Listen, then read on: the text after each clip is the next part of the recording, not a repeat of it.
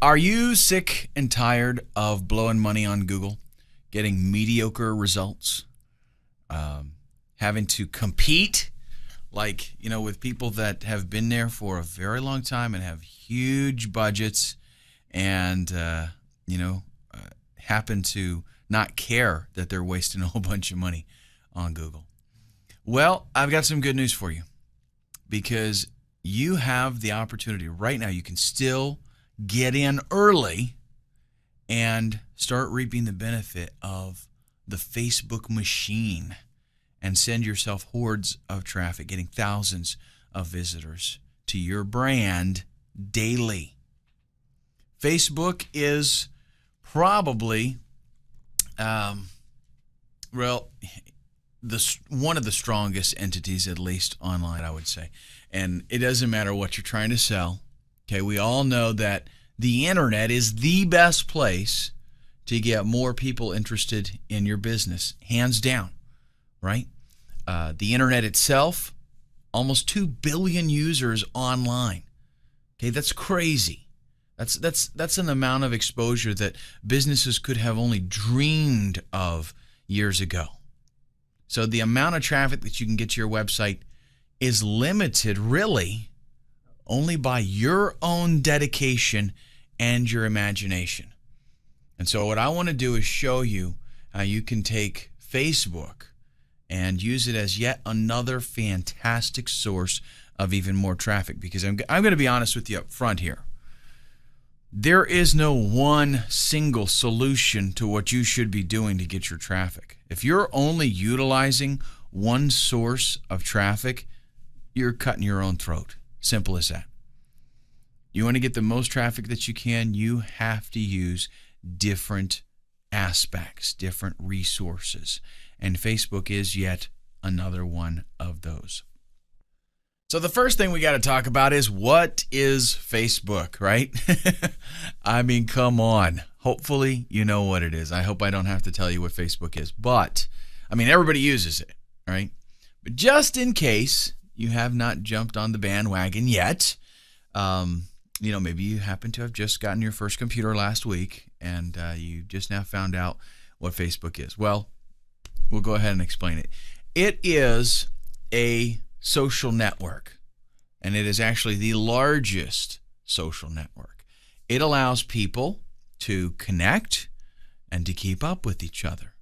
They can share pictures, they can share thoughts, they can even play games together. They can send messages back and forth. They can do kind of like a little microblog kind of thing and just update people as far as what they are doing, what they're thinking about. So it's a place for people to socialize. Now, just like with AdWords, Facebook can get you some really good traffic very, very quickly. What you're going to find, though, and this is like the icing on the cake, is that the traffic that Facebook sends you, you are more than likely going to find that it is better targeted and less expensive. Okay, think about what that means for ROI. If you're spending more money on Google and not getting the kind of targeted traffic that you need, and over here on Facebook, you're spending less money but getting more targeted traffic, think about the potential there. I mean, I love the fact that when I go to Facebook, because I use it personally, right? Just me as a person. When I go there, Facebook knows me. It knows my interests. It knows things that I talk about, what I'm into, and the ads that I do see are relevant to me.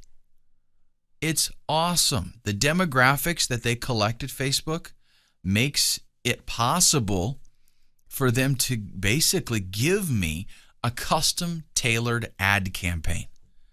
So I go there, I see things that I care about. How cool is that? Now let's talk about AdWords for just a minute. AdWords did give us instant traffic. Okay, we had a huge potential for sales, and there was a time when, AdWords was like the thing and you could make a lot of money. That's the way it used to be.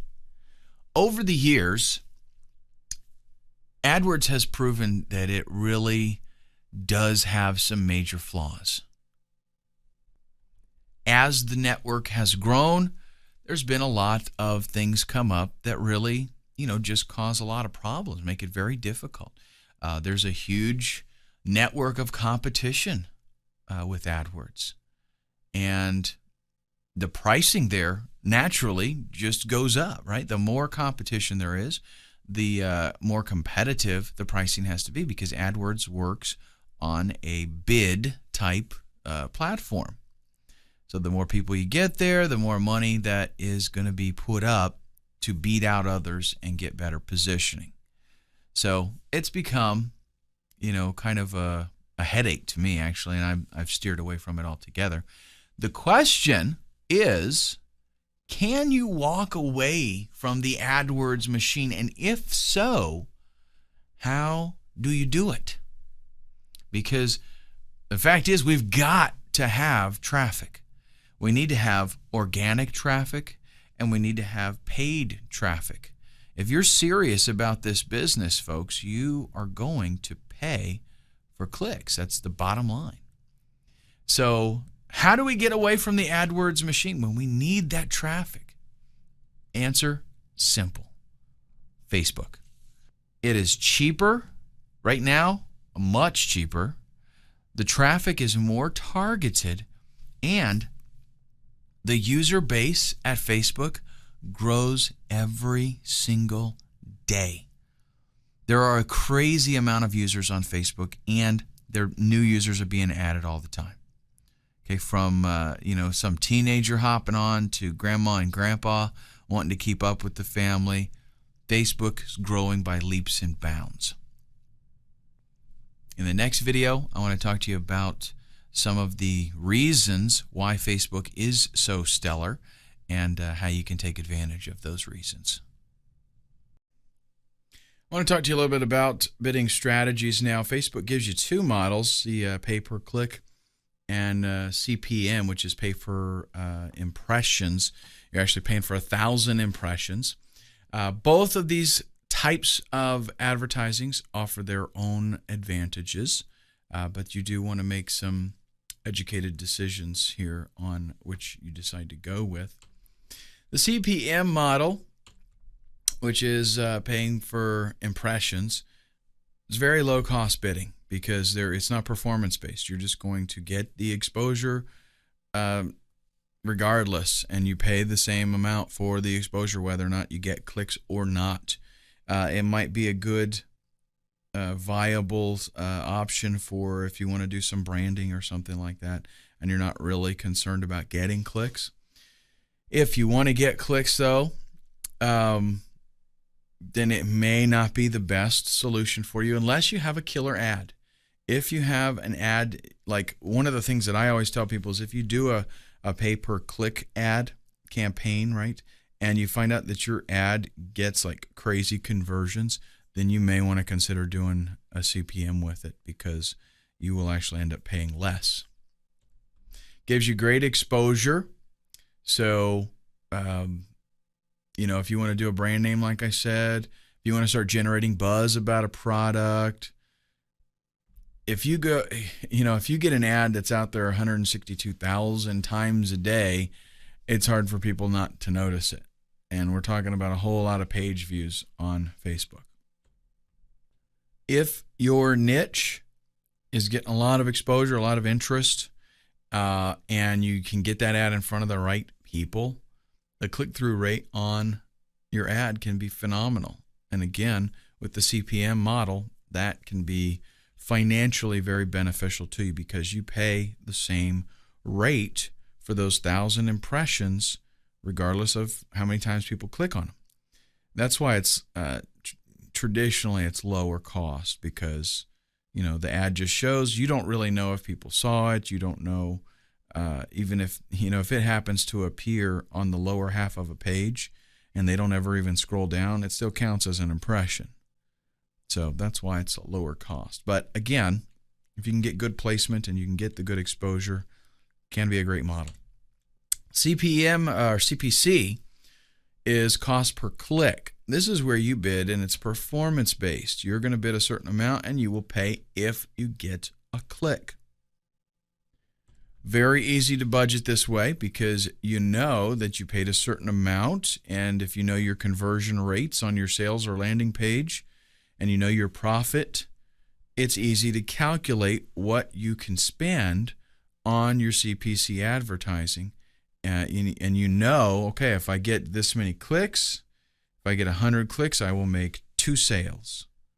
And you can budget, effectively. You know what your profit is. If I make $15, $20 per sale, I now know how much I can afford to pay for those 100 clicks.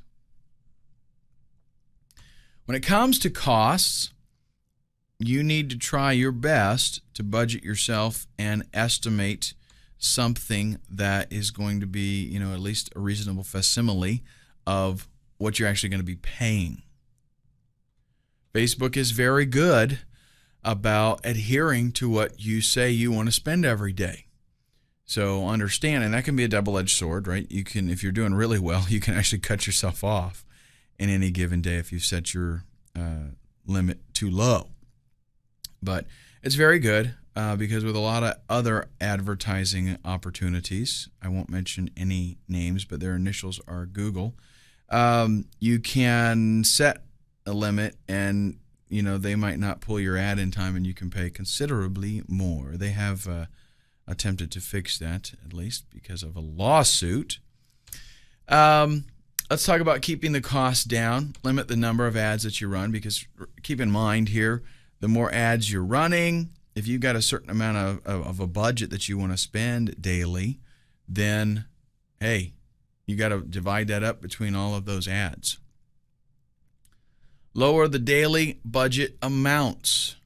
Again, if you're on a budget, keep it down low. Facebook is going to recommend like $50 a day, but a lot of people have done well with much less than that. So, start out low and see how you can do.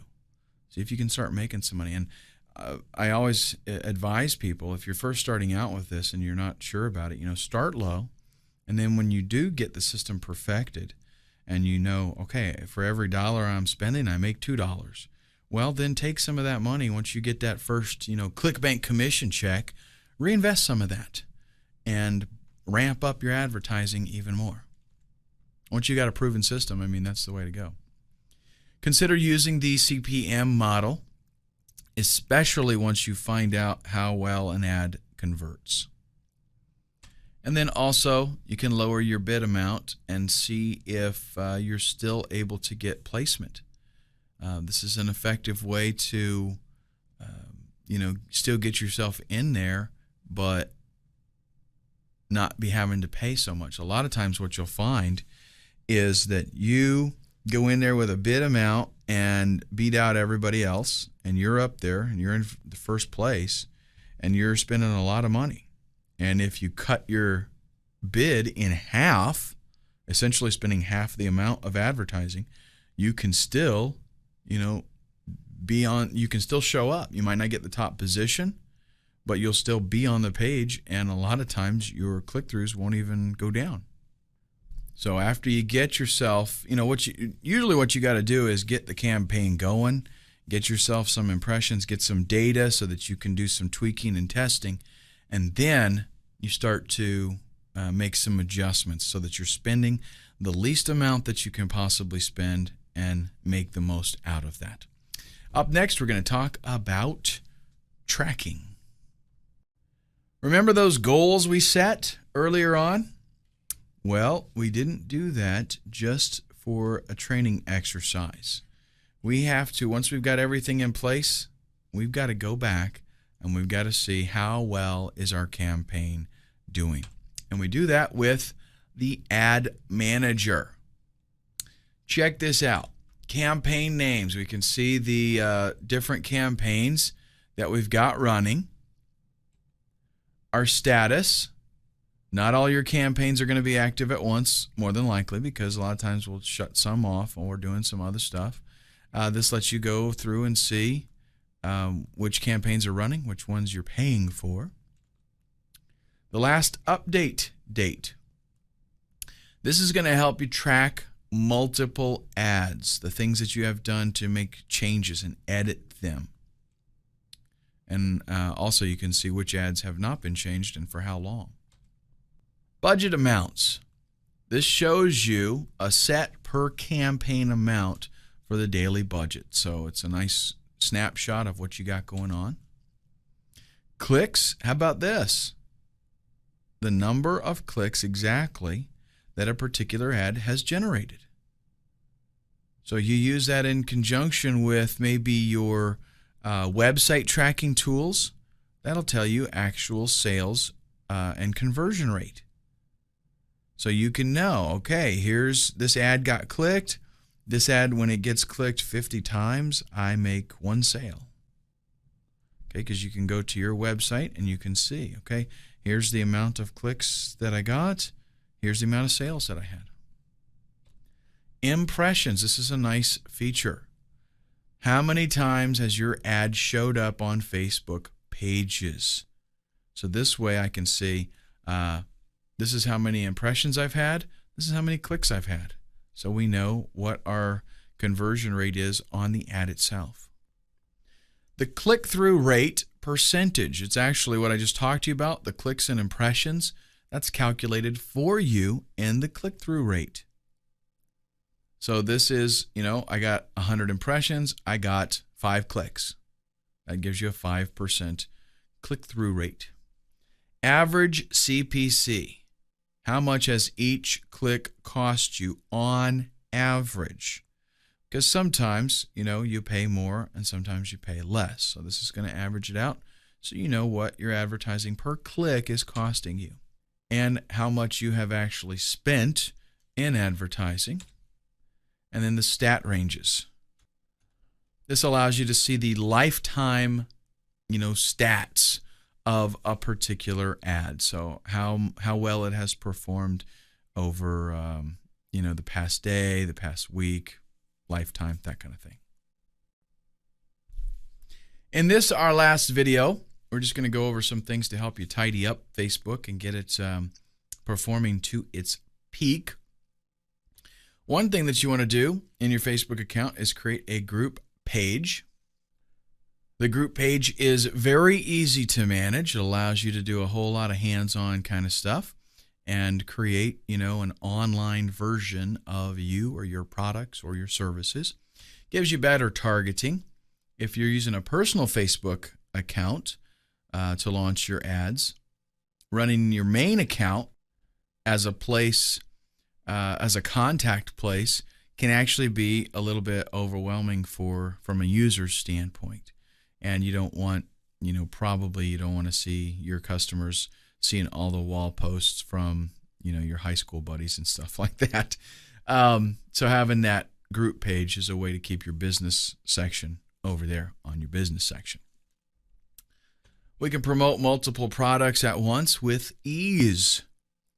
If you have group pages, multiple products, each product will have its own group, okay? And you can sell totally different stuff. Basic info. Facebook is going to walk you through creating the basic, the group page itself, and you just have to enter in some very basic information during that process. Let's look at that a little bit. The basic info, the group name, maybe a description, the type of group. You can put in some news, stuff like that. Just basically form filling kind of stuff. And then you can customize the group if you want it to be open. This has to do with access. Open means anybody can join the group and anybody can invite others, right? If you want to get a big following, obviously this is the one that you want to do. Closed. This is going to give you the opportunity to have just an administrator approve new members joining. Now, anybody else can actually search for the group, and they can see the group description, and they can, make a request to join it, but it's going to have to be approved by the administrator. And then the last one is secret.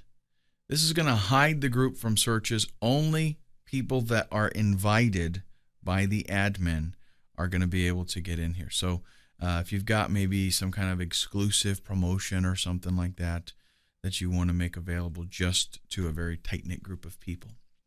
And after you got your page up, you want to invite people. You want to promote these pages as much as you possibly can. Get a link on your website. Add it to, even business cards, email signatures, any other advertising that you do. Consider putting something in there about your group page. You might even consider doing a little bit of advertising on Facebook just to get people to join your group, because having people in that group, it's almost like, it's a lot like actually having a list, an email list. Now, interacting with fans, this is pretty important because, again, Facebook is a very social environment. So we want to participate and make it a two-way thing. Promoting sales. We can let our fans know about, fans and friends about promotions that we've got going on our website. We can just write on our wall, bam, it's all there, they see it. Use Facebook as kind of like a little mini blog to let people know about helpful information. Write to them, about something that they might enjoy reading that would benefit them. Create a community. Enable posting on your wall for members. That way, they feel like they are a part of the community. So they come to your group page and they're able to actually put comments on there. They're going to love that, okay? Build up relationships. When you create a fan page, you're kind of trying to instigate back and forth communication. What you're going to find out is that you are building relationships. You're creating a sense of loyalty, camaraderie. And what that's going to blossom out to is word-of-mouth advertising, probably both on Facebook and off of Facebook. Use your fan page to generate buzz. If you can get members to, kind of get them interested in promoting and telling their friends about your fan page and getting them to join and things like that, you can really get things growing very, very quickly. And in order to do that, you might consider doing maybe some kind of contest for who can get the most people to join, things like that. Use your page to build credibility and add value to your standing, to your ads, to your information, everything. Once your fan base grows, your credibility for your ads is going to go right along with it. Make sure that you take the time to interact with your members. If it's a one-way street and they're always posting to you and you don't reply back to them individually, then you're not going to have that community environment, and you're going to essentially not be building any of the things that we're trying to build here that are going to add to your credibility. Now, understand that with great power comes great responsibility. And Facebook can easily turn into a double-edged sword, meaning that you can get hurt. If you don't live up to your advertising promises, if you don't keep that good relationship going with your community, that can come around and stick you pretty good. So keep that in mind. Cross promotions. Use Facebook everywhere on your website. If you've got blogs somewhere, if you maybe put it in your signature on forums that you're a member of to get people to come back to your Facebook page, everywhere that you can, let people know that you are on Facebook. So definitely link to it from your website. Connect it with other social accounts like Twitter, okay? And even use Facebook on business cards, because nowadays, seriously, everybody is on Facebook. And a lot of people, let's say you're a brick and mortar place, you got your business card, you put Facebook on there. A lot of people, they'll come in, maybe get a business card, and they want to check you out on Facebook. They want to see what you're all about. And it's a great way for them to do that. So it's a good opportunity for you. If you're an affiliate marketer, I got good news for you. you can get into multiple niches and have several different advertising programs going at the same time, multiple streams of revenue, create different pages, different groups for different products. Excellent targeting. Make sure that you do, find out about the niche that you're working in, okay, so that you can create a good experience for those people. Affiliate marketers are notorious for not fully understanding everything about the niches for the products that they're promoting, because it's so easy to promote products that you know nothing about. A good idea, though, is to find out a little bit more about the people that are in that niche, because that'll help you with your targeting. Make sure that your landing pages are professional. We don't want, umpteen bazillion pages of sales copy as your landing page. You just want something nice and clean that's direct and to the point. Keep it attractive and make sure that they know what it's all about. Research your products. This is because your reputation's on the line here, folks. Remember, Facebook, you're there, okay?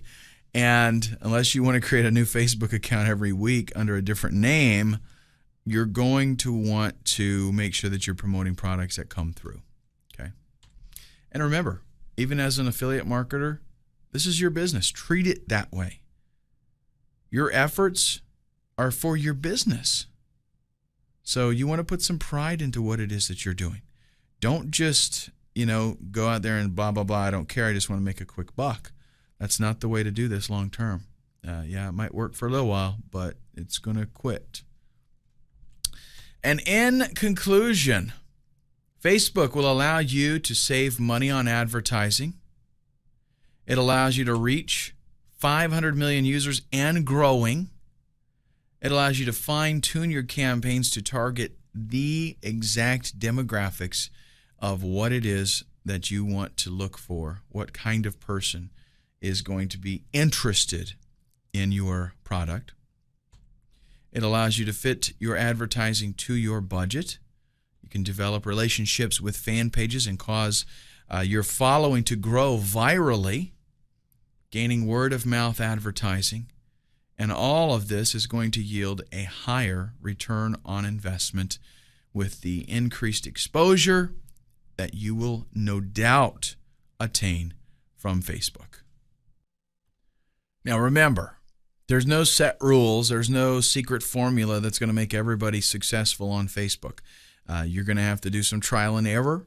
You're going to have to be patient and, as you get results, make some tweaks and changes to make your campaign the absolute best that it possibly can be. All right, let's get down to brass tacks here. Does that saying make any sense, really? I don't know why people say that, but they do. Why is Facebook so awesome? What can it actually do for us? And by all means, why in the world would this social network be able to beat out Google? Well, let's check it out. First off, 500 million users and growing every single day. When I say 500 million, I'm talking about what Facebook considers active users, people that log in basically on a daily basis. Okay, in my network of friends on my Facebook account, I can tell you that by and large, most of them use Facebook on a regular basis. Now, not all of them do. Maybe, just guessing here, I would say maybe half of them use it on a regular basis, the other half just on occasion.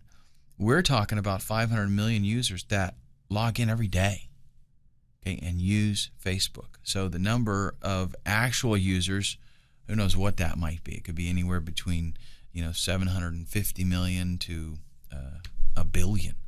But a lot of users using Facebook on a regular basis. And by the way, I have no clue how many total users they have signed up, just guessing on my own, based on my own experience. I don't even know if they post actual users. Whenever I see them posting user stats, it's always active users that they consider people, using it regularly.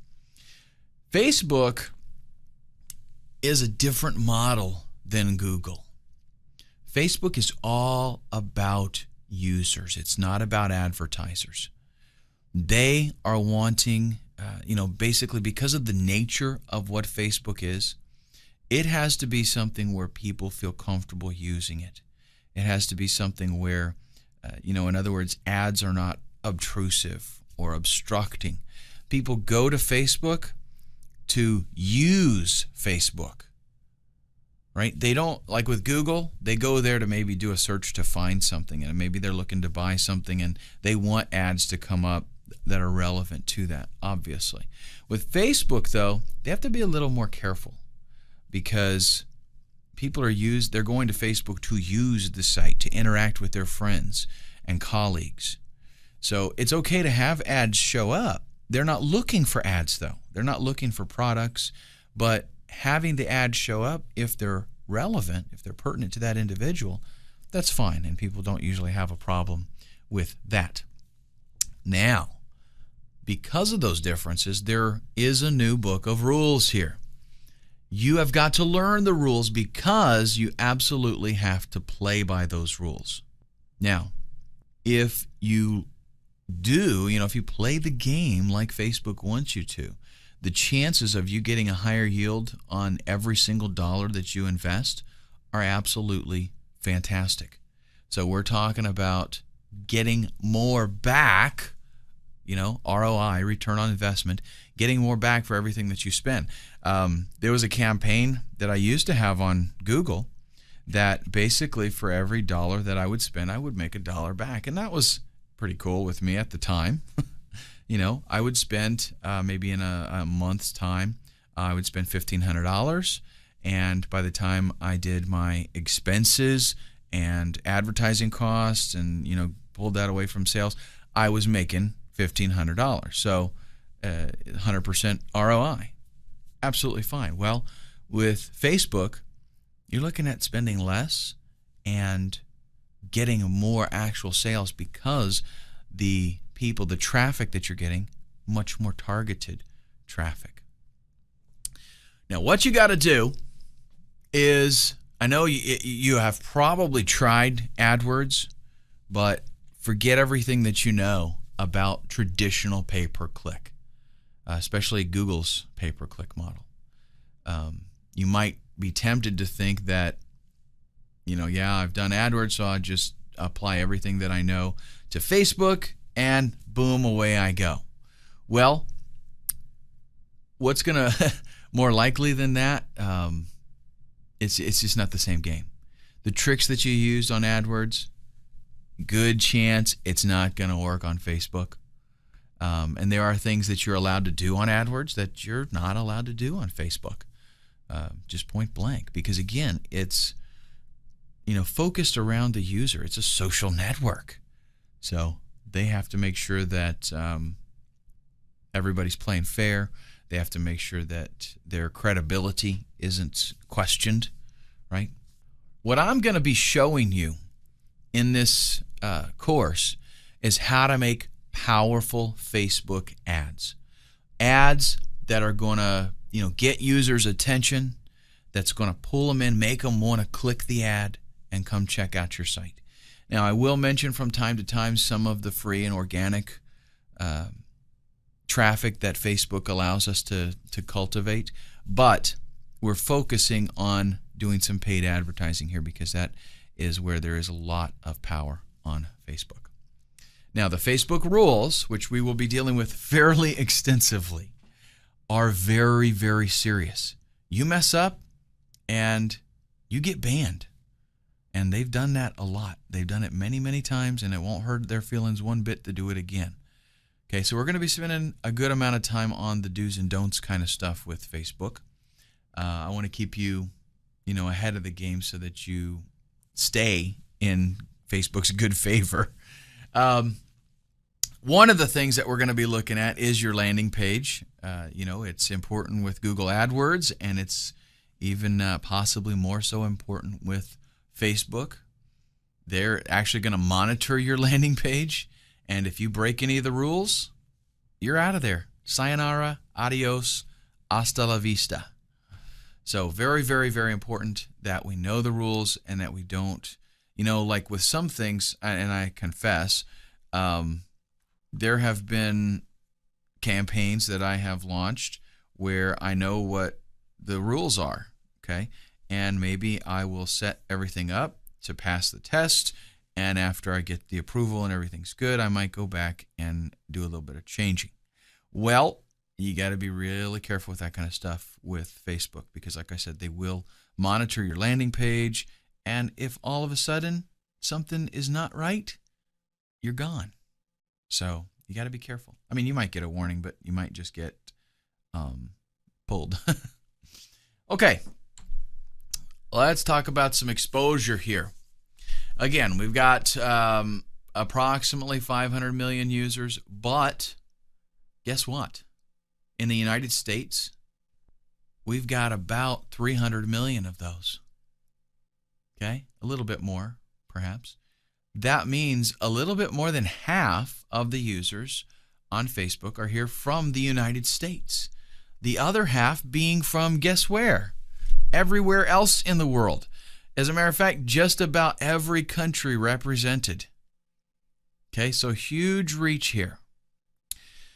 Facebook, well, one of the things that we want to consider, something that we always want to ask ourselves when we're dealing about what kind of exposure we're going to be able to get, is monthly page views. Facebook, more monthly page views than Google. Okay? So we're talking about huge activity. Why? Because people don't just, log in and do a search and leave.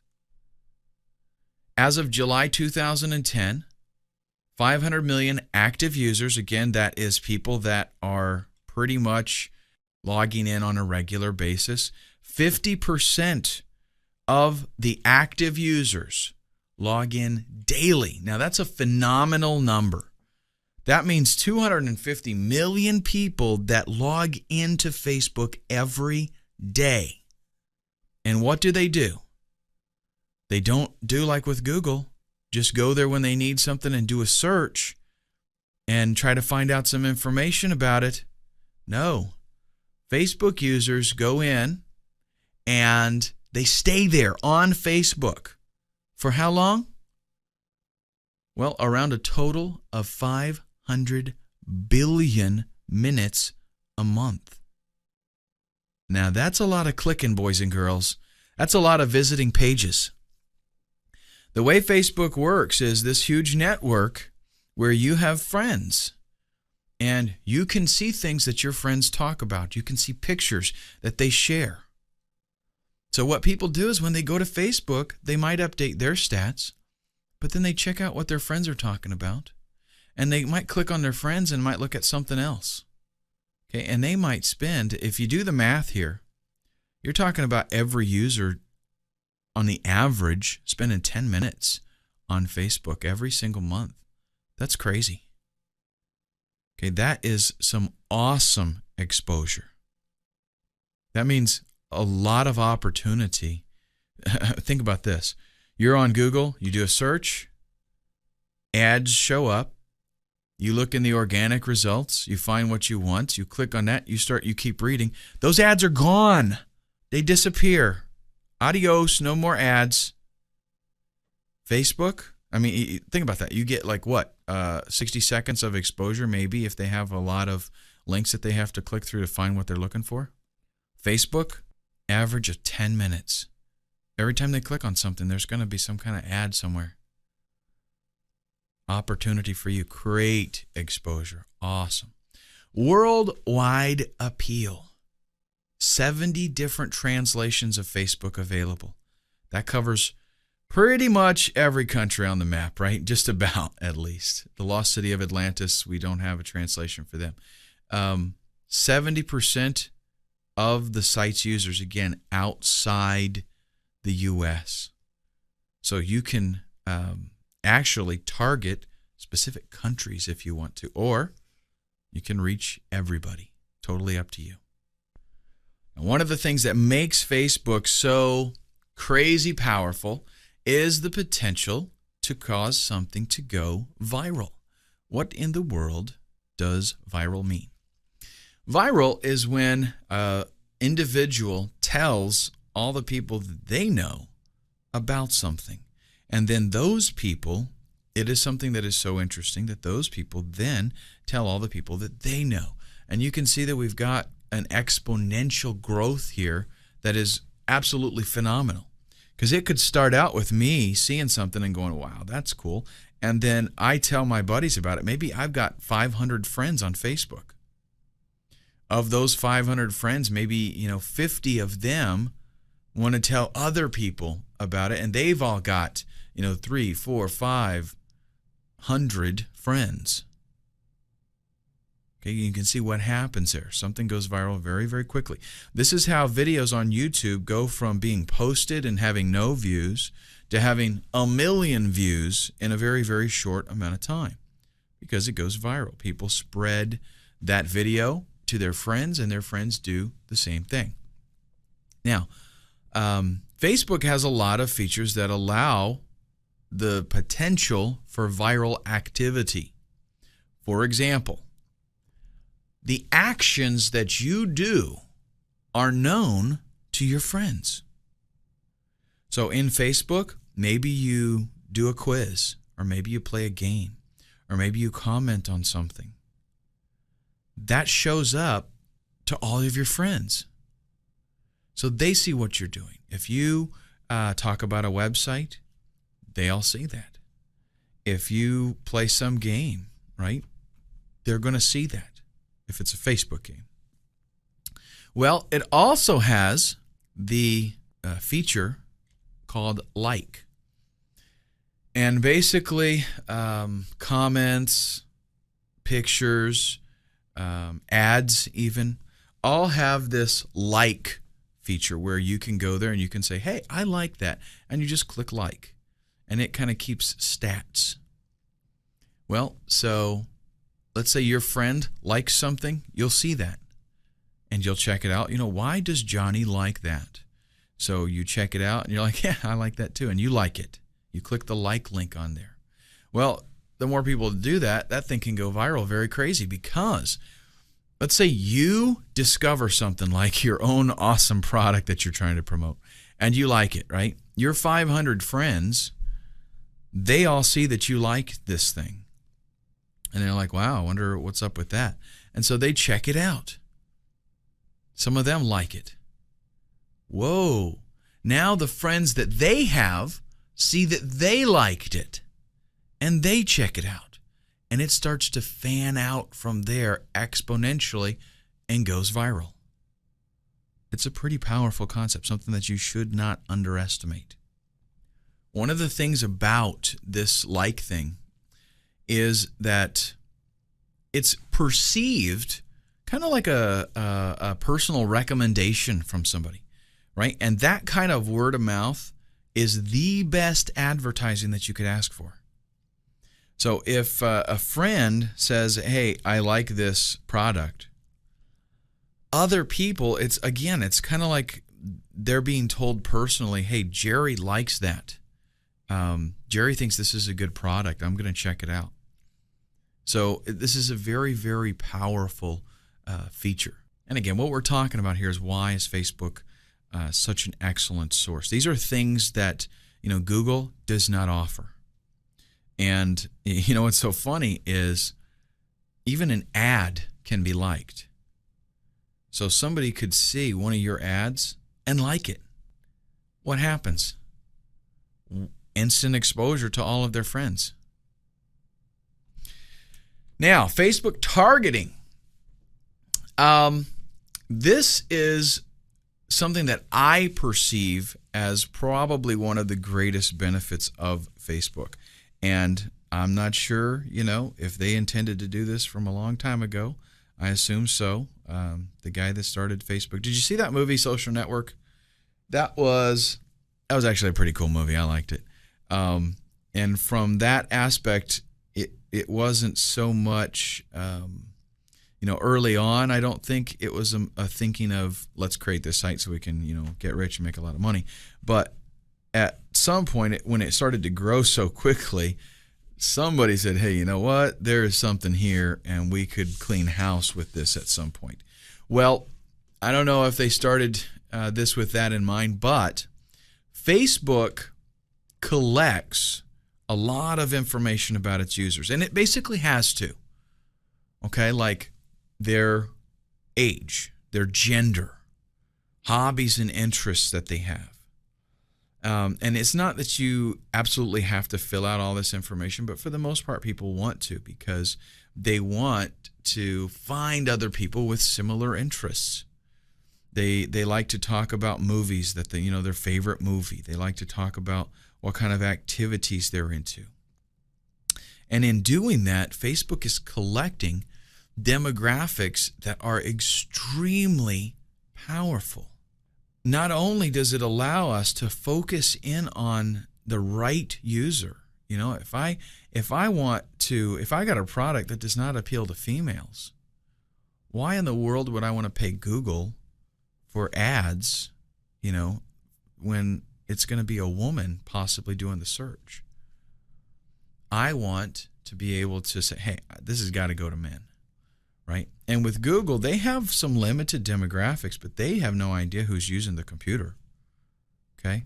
Facebook does. Facebook knows what most of its users are interested in. What that does is help prevent clicks that just, don't jive up. A lot of times people on Google are clicking ads that if you only knew a little more about the person, you would know your ad's not even going to, it's not going to be something, the product itself is not going to be of interest to them. Maybe the ad did get their attention and got them to click, but the product itself not going to work, right? Well, with Facebook, they have targeting in place that allows the user to have the best experience possible. It gives them ads that they're going to be interested in.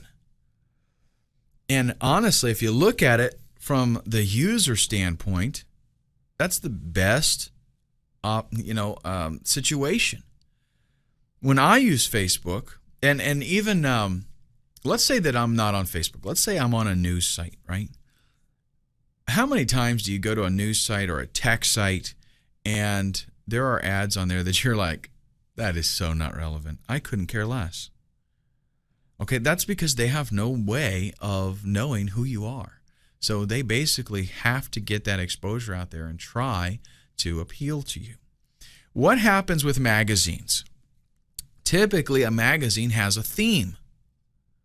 And with that theme, they know what kind of person is reading the magazine. So who advertises there? People that know this is my demographic. This is the user that is interested in my product. And they advertise. You do not see, a guitar advertised in a monster truck magazine. Just doesn't happen. You don't see $4,000 bicycles advertised in, something like Car Week or whatever. They know that that's a waste of money. Unfortunately, in a lot of advertising situations, that's exactly what people have to do is waste money because they don't really know if that user is going to be interested in that particular product. They're hoping maybe based on keywords that the person reading that article would be interested in this product, but a lot of times you'll go to a site and they'll have the same ads on the whole entire site, even for different topics. So what Facebook allows us to do is basically like it's kind of like creating your own custom magazine. The things that you're interested in, those are the ads that are going to show up. So you're there, you're finding out stuff about your friends, you're maybe clicking links that they posted articles about something they thought was interesting. While you're doing all that, the ads that you're seeing are relevant to you. So your experience is going to obviously be a positive one. When I, get a magazine and the ads are about what I'm interested in, the ads don't bother me at all. Now, if I'm watching TV and ads show up that I couldn't care less about, what is that commercial? It's intrusive. It's something that I'm just going to tune it out because I don't care. With a magazine, I see the ads, I'm interested in that. I'll even check out the ad because I'm interested. That's what you get with Facebook. Now, today we know where Facebook is at, basically. Where is it headed? Thousands of new users every single day. Fantastic potential here. Started in 2004. I mentioned the movie, The Social Network, that they created about it. I mean, the fact that they made a movie about this website, think about it, okay? Facebook's here to stay. The demographics. Who's on Facebook? Who uses Facebook? Teens. And I would even say children, although I think they're not supposed to unless they're 13 years or older. Stay-at-home moms, families, professionals, single people, all ages. Everyone uses Facebook. Grandma and grandpa. My grandma is on Facebook, okay? Everybody uses Facebook. Facebook is easy to use. There are some things that require a little bit of looking to find out exactly how to do it. But the most common things that people just do on a daily basis, the things that regular users, I would say, use, very easy to do. Doesn't take a whole lot of explaining. The users have a good experience because of the layout. It's a very good layout. It's, again, easy to use. The ads are not obtrusive because they're things that you're interested in. So users like going to Facebook. They know that when they go there, they're going to be able to check up on their friends. They're going to find out stuff that they're interested in, and they're generally going to have a very good experience. Individuals use Facebook. Politicians use it. Businesses use it. Again, families, organizations, all these things use Facebook. Like, families want to keep in touch with each other. Maybe they're across the country. Maybe they're across the world. They can post pictures. They can say, here's Aunt Judy at the Christmas party, whatever. They can keep up on each other. Businesses use it. All of my businesses have a Facebook page. I'm in a band, as a matter of fact. My band has a Facebook page. Bands use Facebook all the time because it's a great place to be able to post pictures, updates, videos even. You can post videos on there, and people are able to, imagine the social potential here. You're in a band, right? You have people that are local that are on Facebook. And seriously, there's a lot of people on Facebook. Even I live in a relatively small community, and on there's a large number of people here in this area, and I'm talking, I think there's between 20 and 30,000 people in the town here, and there's a lot of people that use Facebook. You'll have local bands that have hundreds of friends. That's how many people, and they're all locals, right? So you post where you're going to be playing this Saturday. They all know if they like you, they're going to go hang out there, right? Politicians, maybe they're running for election, or they want to just be able to communicate with the community and have a forum where the community can communicate back with them. So they want to stay in touch and have a two-way conversation going there. And of course, just individuals, people that want to get on Facebook and keep track of their friends and let them know what they're doing. So, Facebook's here to stay. Niche groups. This is a way for people that have similar interests to stay in touch. You're into something, I'm into something. Let's have a little group here, and everybody who's interested in that, we can meet each other, we can network. That allows, again, for a lot more exposure. all of a sudden your friend Joey, that is on your friends list on Facebook, he joins some niche group, and now people in that niche group, they friend him. And wow, now they see that he likes something on your Facebook profile. Instant exposure to that whole entire group. Okay? It's killer potential here, folks. Applications. Facebook has a ton of free games. Now, I personally do not play the games because I don't have time to play those games. And I'm always getting requests from family and friends. They want to do some game or something with me. And I generally just don't do it. But a lot of people do. A whole lot of people do. And for the most part, man, there is probably an app for just about everything on Facebook. But it is a great way for people to spend some time with each other and have some fun. Media sharing. Super easy to share photos and videos. They made it really streamlined. And like I said, even grandma can post on Facebook. It's that easy.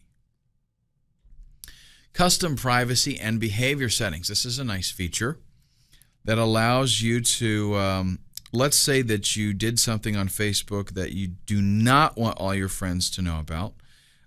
Immediately after you do it, you will see that it is updated on your profile. And since you're logged into your profile, you can easily click a little X there and delete it, and bam, it's gone, and your friends don't know about it.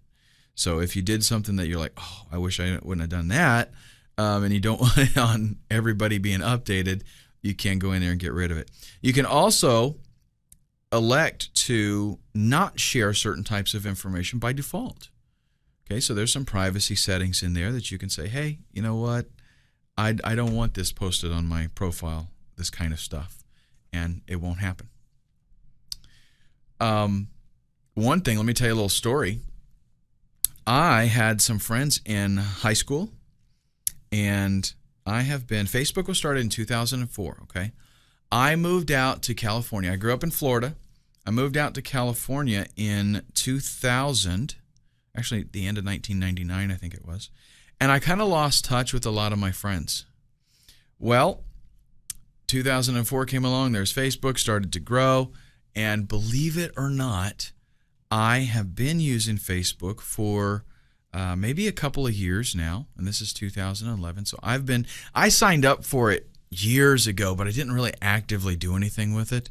But I've just started in the last year, let's say, year, 2 years maybe, using it much more actively.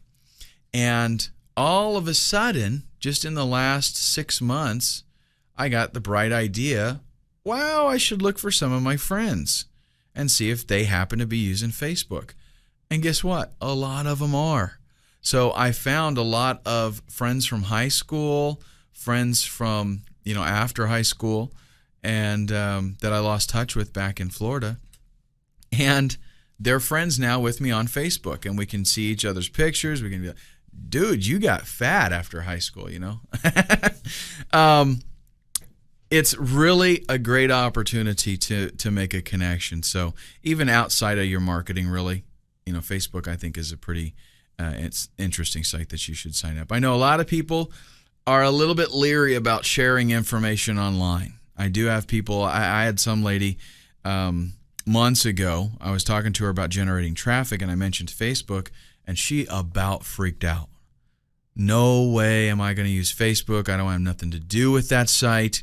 I'm not posting stuff about me like that on there. I don't want people, strangers being able to see this or that. Or it's ridiculous, really, okay? It's not that bad. Number one, you can control things. One of the things that you can do in your privacy settings, you can elect to not share anything with anybody unless they're a friend.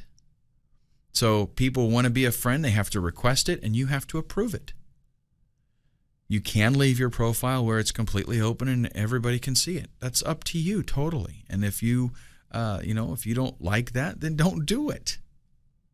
Other advertisers. Let's take a look at how Facebook compares to some other advertisers. A lot less competition than with Google. So what does that mean? It means two things really: less money that you have to spend, and a better opportunity to get the exposure that you need because you're not having to fight out so many others. Google often has thousands of bidders that are competing for ranking.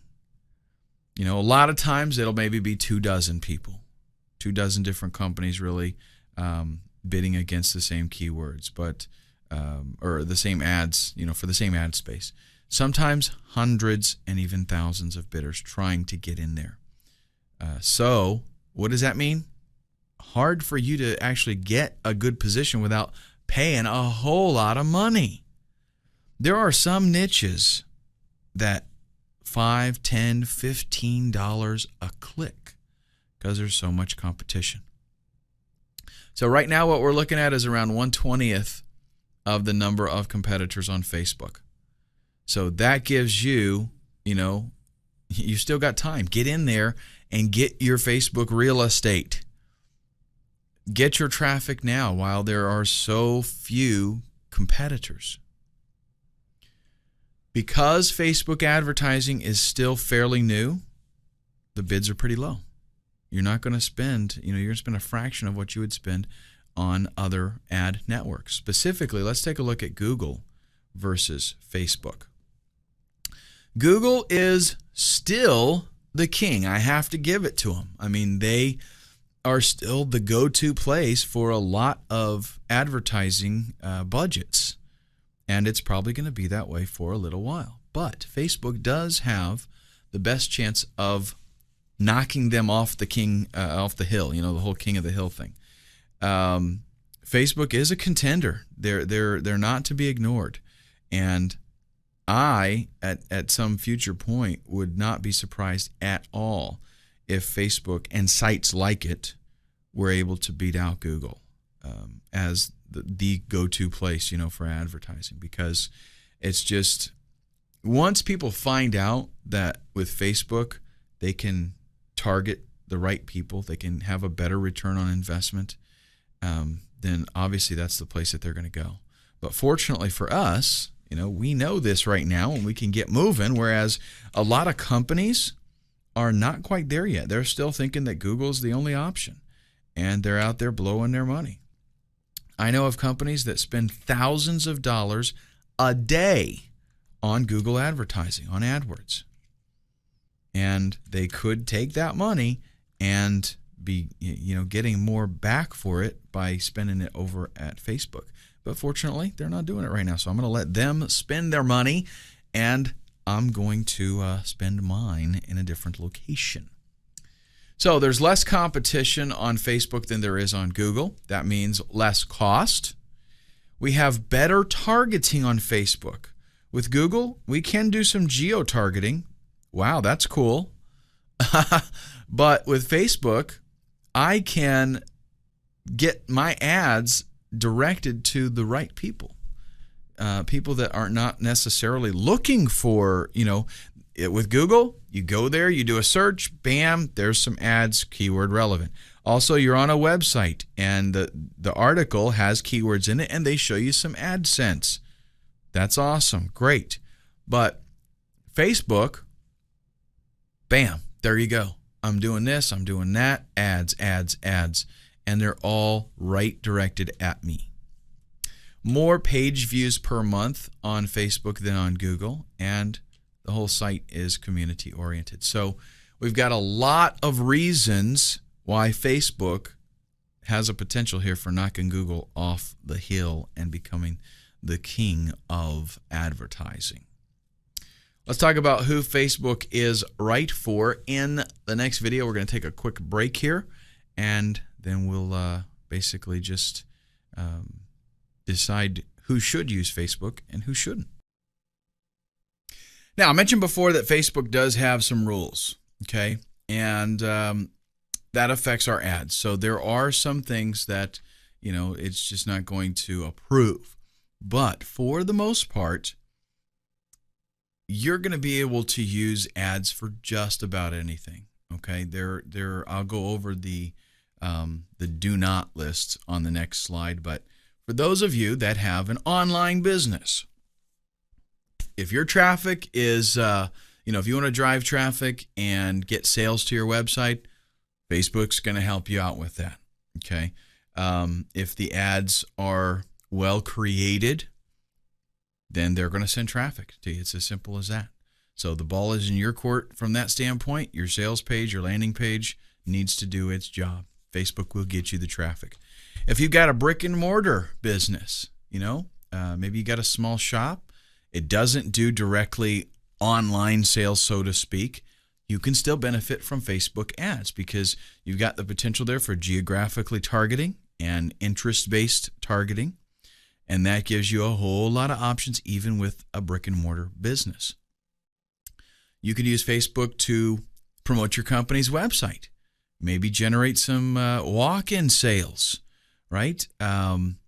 Advertise about your services. You can start, maybe online business is an opportunity for you and you just haven't done it yet.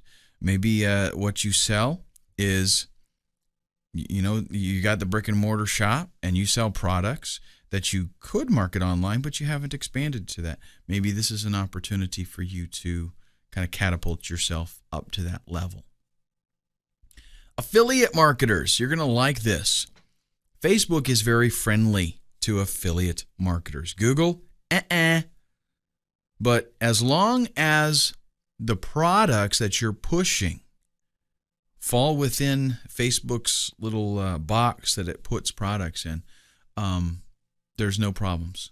Okay, you can promote products and services.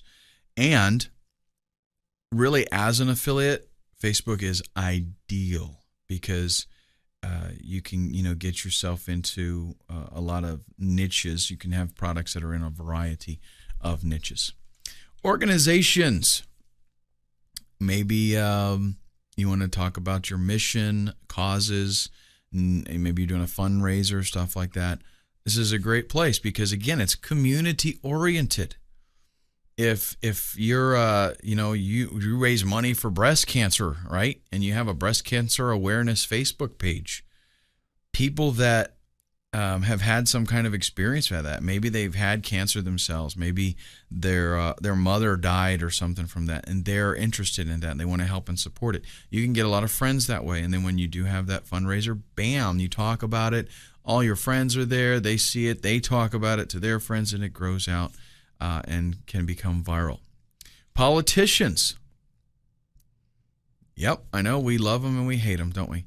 But you need to do some campaign work. This is a great way to hit the users in your area geographically. Again, we can focus this down pretty sound. Artists, maybe bands, celebrities, people that just do some kind of performing art kind of thing. All these people use Facebook to talk about what they're doing currently, what they're going to be doing in the future. Maybe you cut a new album and you want to tell everybody about it. This is a great way to do it. You're going, like I mentioned, in a band that I'm in, created a Facebook page specifically for that band. Get local friends, and what do? Tell them, hey, we're going to be over at this place this Saturday. Come see us. Give them the date, all that kind of stuff.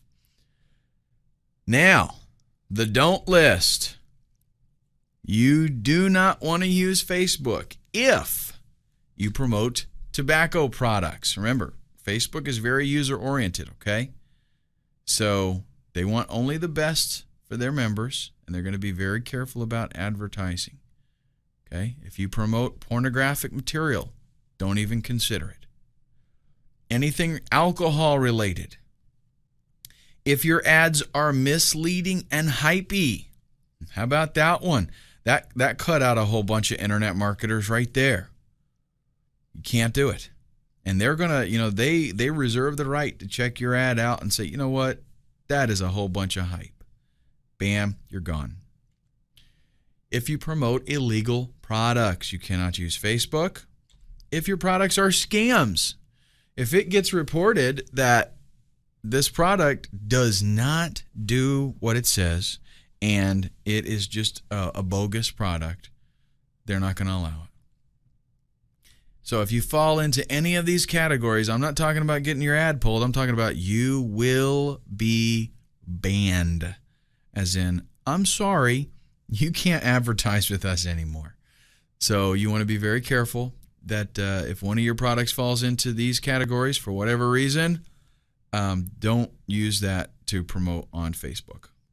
Now, you can use your other legitimate businesses, but you do not want to promote those products or services here. All right, in the next video, we are going to talk about the Facebook ad model. The Facebook ad model, what we need to do, how we need to approach advertising with Facebook. The first thing that we want to do is go ahead and sign up for a Facebook account.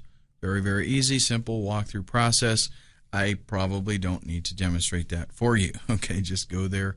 I'll give you the website, as a matter of fact, in just a couple of slides.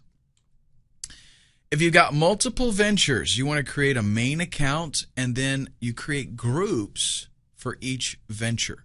And you can actually create pages as well, but some of that has to do with generating free traffic, and I'm not going to talk about that too much. But there are a lot of potential avenues that we can go down to get free traffic from Facebook as well. But basically, we do want to be a user of Facebook. If you have only one business, you can create an individual account, or you can create a business page if you want to. You can also create an individual account and create multiple business pages. Like I have for a couple of my websites, I have business pages on my main individual account, and for the two bands that I'm in, I have pages also for those. And you log into your individual account and you can manage all of your pages from there. Affiliate marketers will want to consider signing up with their name. Okay, and I realize that sometimes we want to promote products in a variety of niches, and we do not necessarily want our name on all of them, and that's totally up to you, but it might be something that you want to consider. After you sign up, you will want to go in and update your profile, upload some pictures. Basically, as within any community-oriented social site, you want to really use it. You don't just go there and not fill out any of the profile info, because then when people are checking up on you, they're going to be like, okay, this is not a real person, it's a marketer. Once your account is ready and set up, you want to start inviting friends and associates, and you can do that through a very, very handy little feature within Facebook that will actually use your address book, email address book, and try to find people that you know. Or you can do little searches and find people and see if you can get them to friend you.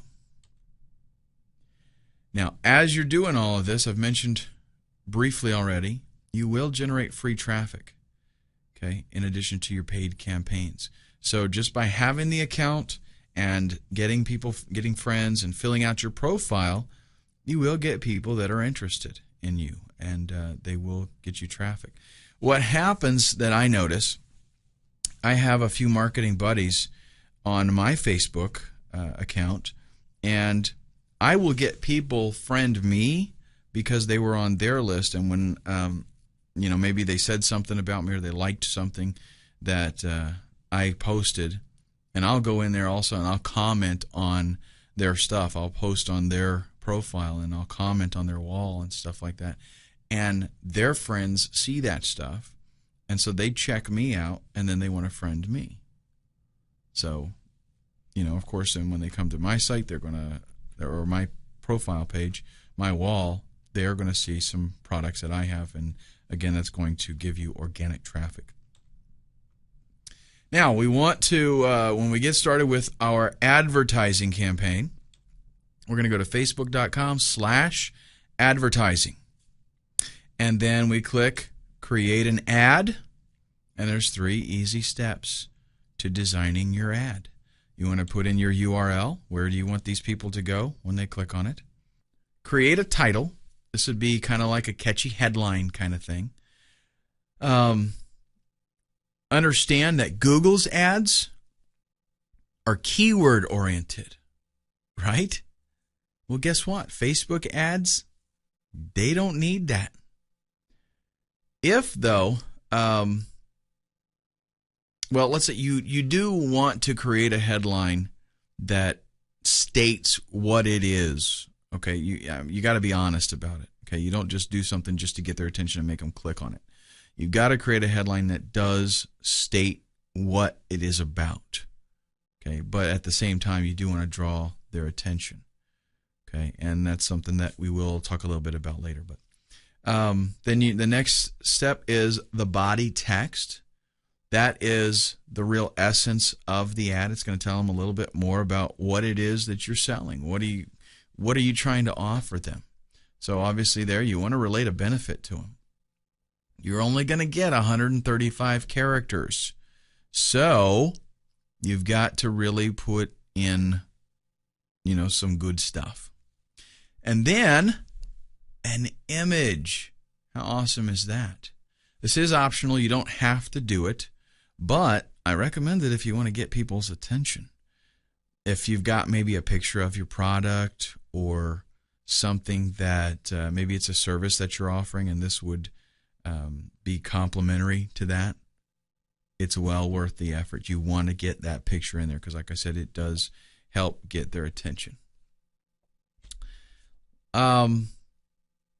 When we start our campaign, this is the next step. We are going to, and probably the most important step, this is where we select from the hundreds of millions of users who it is that we want to target. Again, you can drill down. Google uses keywords, right? Facebook uses a whole bunch of different information that allows us to be very precise. We've got graphical or geographical location. So you can, drill right down into where somebody lives if you choose. You can say, I want to pick this area right here. You can target everywhere. You can target countries. You can be specific on states and provinces. You can even do specific cities. Okay, so that makes Facebook essential. And it makes it essential to everyone because as that brick and mortar owner, okay, I can target people in my city. If I got people that I want them to walk in the door, bam, I got them. If I'm offering something that people can download and it doesn't matter where they are, then I have the potential to reach those people easily. We can do demographics. You can target specific age groups. You can target specific genders. You can say, the Facebook users, anywhere from 13 to well into their 80s. The targeting selection, though, does stop at 64. But you can target women, men, or both. And you do want to be kind of careful about who you're marketing to.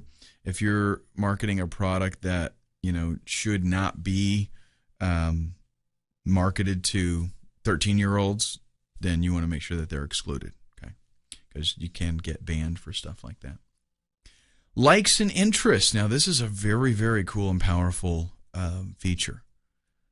You can specify a set of interests, okay?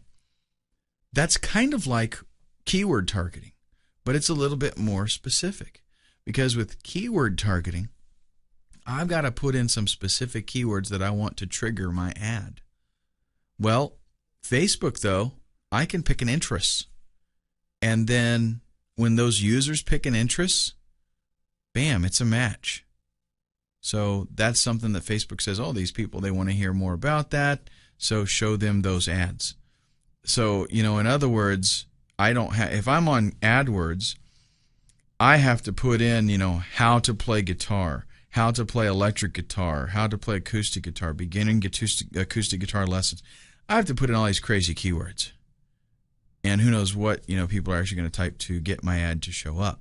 Well, Facebook, just put guitar, right? Interested in guitar, boom, that's it. Facebook also offers some advanced targeting. Birthdays. You can actually contact people with your ads on their birthday. How about that? Social networking interests. You can find users that are looking for some type of relationship, whether it be business or personal. Relationship status. This lets you see if somebody is single, married, if they're engaged, if you can even see, when you're on Facebook, you can see who they're in a relationship with in a lot of situations. The benefits of that, phenomenal if you're in, a niche that deals with that kind of thing. In other words, why in the world would you want to promote your dating website to somebody who's married, right? So there's no point in that. So that's going to, allow you, again, to better target your ads. Language. You want to hone in on people that speak a certain language. Let's say you've got a product, a software product, and it is in 3 different languages, Spanish, German, and English. So what can you do? You can make sure that on Facebook, you want to promote your Spanish product to Spanish-speaking people. You have that ability. Education and work background. You can target people of certain education levels, or things, maybe places that they have listed for their workplaces. And connections. This is a pretty neat feature. Whatever people's connection is to certain pages or to groups or events or even applications. So you can target people who are not connected to a certain page or event or application. And it's possible to hone in on friends of people with that desired connection, the thing that you're looking for. So you can hone in on friends or associates of people that have the connection that you're looking for. So really, again, a lot of potential there. Now, up next, in signing up as an advertiser, we're going to talk about some scheduling and bidding, stuff like that, and just some things that you need to fill out.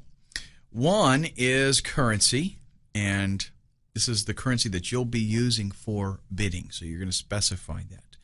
Okay, Facebook accepts U.S. dollars. It accepts the Great British Pound, Japanese yen, currency from Denmark, Canada, and Turkey, just to name a few. Time zone is the next one.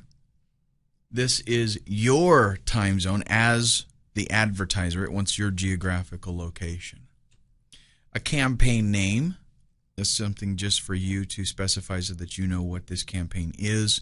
Once stats start pouring in, you might have several campaigns going, and you want to know how each one of them are doing. So the name is just to differentiate your different campaigns. Your daily budget, pretty much, whatever you want to be spending. You can do as little as $1 a day. And I think Facebook sets $50 maybe as a default, but you can change it. Scheduling. You can schedule your campaigns, or you can to have at certain times, or you can just run them continuously until further notice. So in other words, I can say I want it to run next week, and then it just stops. Bidding. Well, you can do 2 different models. You can pay for impressions, or you can pay for clicks. Pay per click is what I'm going to recommend to you, and that's what most people recommend. That means that it's going to depend on how well your landing page converts, how good that does. In other words, you're going to pay whenever somebody clicks, and hopefully your landing page converts well. On the other end of it, on the impression model, you're going to pay for the number of impressions that you get, whether somebody clicks on it or not. So if you got a fantastic ad that gets lots of clicks because it's so cool, then that's great. But you're not going to know that until you get some stats. So it's a good idea to do the pay per click first. Just like with Google, It will offer you some information like a suggested bid amount and an estimate of how much traffic, how many clicks you're going to get per day. After you make your selections, you fill everything out. You are then going to review your ad, check out your demographics and your budget, make sure all that's good, and then once you pay, your placement, your advertisement is going to start immediately. Understand, ads can be refused. So even if your product itself is okay, even if the niche is all right, even if all that is good, the ad itself can be refused. And they can just say, hey, sorry, come up with something else. The targeting that Facebook allows is going to even apply to your own account. And if you haven't been using Facebook for long, or if you haven't noticed this, you want to kind of pay attention to what we're going to talk about here. The fact that they collect so much valuable information on a personal level means that you're going to start, noticing that even in your own account, the ads that are shown there are targeted. So next time you use Facebook, if you haven't noticed this before, take a look at the ads and think about, wow, that's something that I'm interested in. That's something that I've looked at, because that's what's happening for everybody else. So advertisers can target any age bracket. They can target certain genders. They can target interested niches that you have, certain languages, education levels, all these things. And understand that it's not, it's not just because I put guitar as an interest that I'm going to see guitar ads, okay? But it is because of my age, right? Let's say that I'm 22 years old. Ads that I'll see are probably going to be relevant to my age. Or maybe I'm a male, so pay attention to the ads that you see. Are they, you're not going to see like ads for Avon, okay? Obviously, niche-specific things you are going to see. If you're an English-speaking person, you're probably not going to see German ads. So there's a lot of potential there for getting to just the right person. Now, to get qualified, targeted traffic means we've got to get noticed. The quality of your traffic is very, very important to the success of your campaign. And if you're kind of new to this, you might not understand how important this is. But I mean, from online business down to brick and mortar shops, let's say you sell just whatever odds and ends kind of stuff out of a store, okay? The kind of shoppers that come into your store are going to dictate how well you do, how much you sell. If you've got, let's say for an example, let's use a bar, for example. If you've got a biker bar, there are certain kind of people that probably aren't going to go in there, right? And if you've got a country bar, there are certain kinds of people that are not going to go in there. Same thing with restaurants. If you are a Mexican restaurant and somebody that doesn't like Mexican comes in with a group of friends and everybody sits down to order, they're probably not going to, they might just say, I'll have a salad. Okay, it's going to reflect your business. Getting the right kind of person in your doors is very, very important, online and offline. Google tries to do this with keywords. Facebook does it with personal information that they have collected.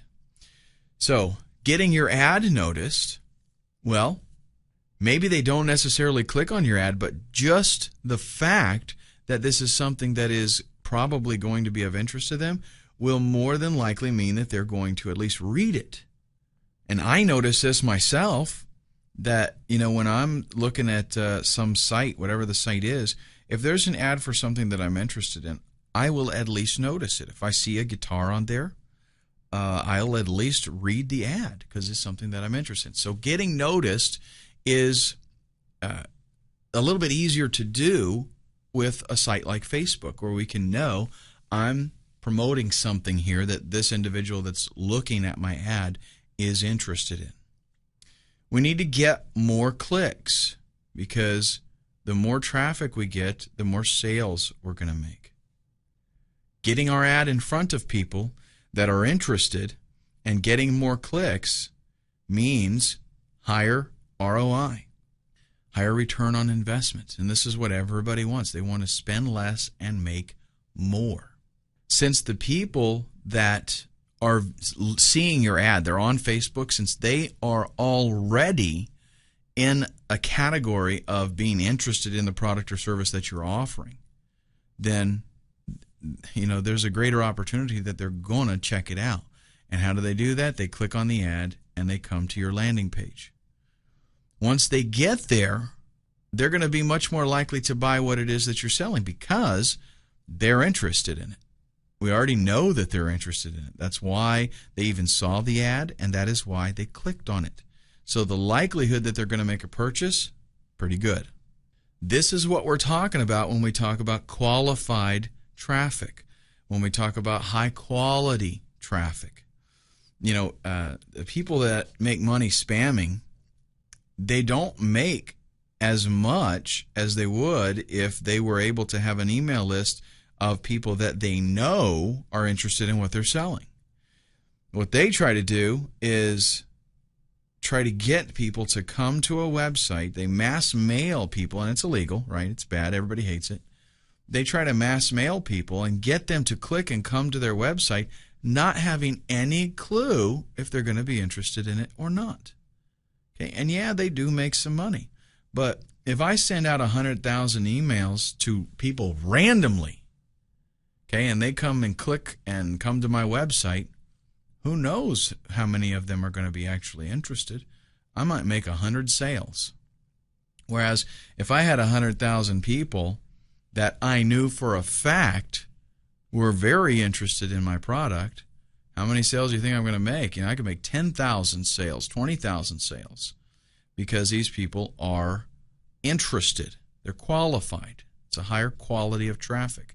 And everybody knows, it's better to have qualified traffic than just numbers.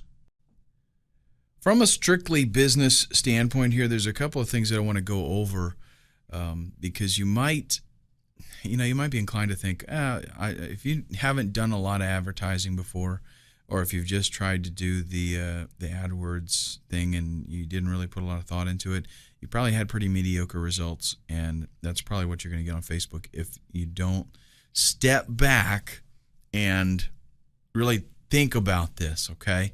So it's not that just because it's going to cost you less and the ads are going to be targeted better, that doesn't mean every ad that you do, that you create, is going to be an instant success and make you tons of money. You could flop it if you just approach it from, man, I need an ad, and throw something up there and get going with it. Okay, you want to do this really well, you want to make a lot of money, you need to take a little bit of time and construct your ad appropriately, and everything else that's in the whole sales funnel, your landing page and all that. Let's talk about, first off, what kinds of achievements, what kind of results are you expecting to get? One of the things that you need to think about, really when you're ready to launch any kind of advertising campaign, especially on Facebook though, you want to have some goals set. You want to have some, things that you have written down, defined parameters, if you want to call it, something that you can measure or gauge your results by. Because if you just go in there shooting blindly, you don't know, wow, I had a good campaign, or this is a bad campaign, or anything like that. You want to set something in there before you ever even start, and you need to set something very realistic, and you need to have it down in writing, basically. Like, for example, I want to get a conversion rate of 1.5%. Okay, every 100 people that see my ad, I want to get at least 1.5 clicks. That way you have something to try to attain, and you've got something to measure, so that when you make a change later on, you'll be able to say, okay, I made this better now than the last one. So, what is the purpose of your campaign in the first place? And I know you're thinking, man, dude, the purpose is that I make money. No, okay, that's not it. You have to be much more specific. You have to think about what it is that you're specifically trying to get and trying to get people to do. What's the purpose of your ad? Write that down. Is the purpose to get them to support my campaign? You know, if I'm a politician or something, is the purpose to get them to just join my newsletter? Is the purpose to make a sale? I mean, think about this for a minute. Let's say you've got a landing page with an opt-in box, and then you've got a sales page. And what you want to do is send traffic to the landing page, and then you want to send them after they opt in to the sales page. Well, on the landing page, you're not trying to sell the product. On the landing page, you want to sell that opt-in. So if that's the real desired result on the landing page, then your ad needs to be tailored to that. Your ad does not try to sell the product either. Your ad needs to sell that opt-in, kind of like a pre-sell. So your ad would get them to click, and they come to that page where they have the opportunity to opt in, and everything is focused on get the opt-in. Then after they opt in, then you start marketing to them and try to sell them the product. But the point is, you have to have a clear understanding of what is the purpose of this campaign. What am I trying to get? What are the results that I want also? If I want to get 100 new people to opt in every single day, or do I want to get 1,000 people to sign up for my newsletter every week? Okay, but either way, you got to set realistic expectations. What do you think you can really attain? And let's see what it's going to take to attain that. And then you have something, again, that you can measure by. I set this way too high. I never got even close. Or, man, I blew that out of the water. I doubled my expectations. You need to have a good understanding of what your budget is.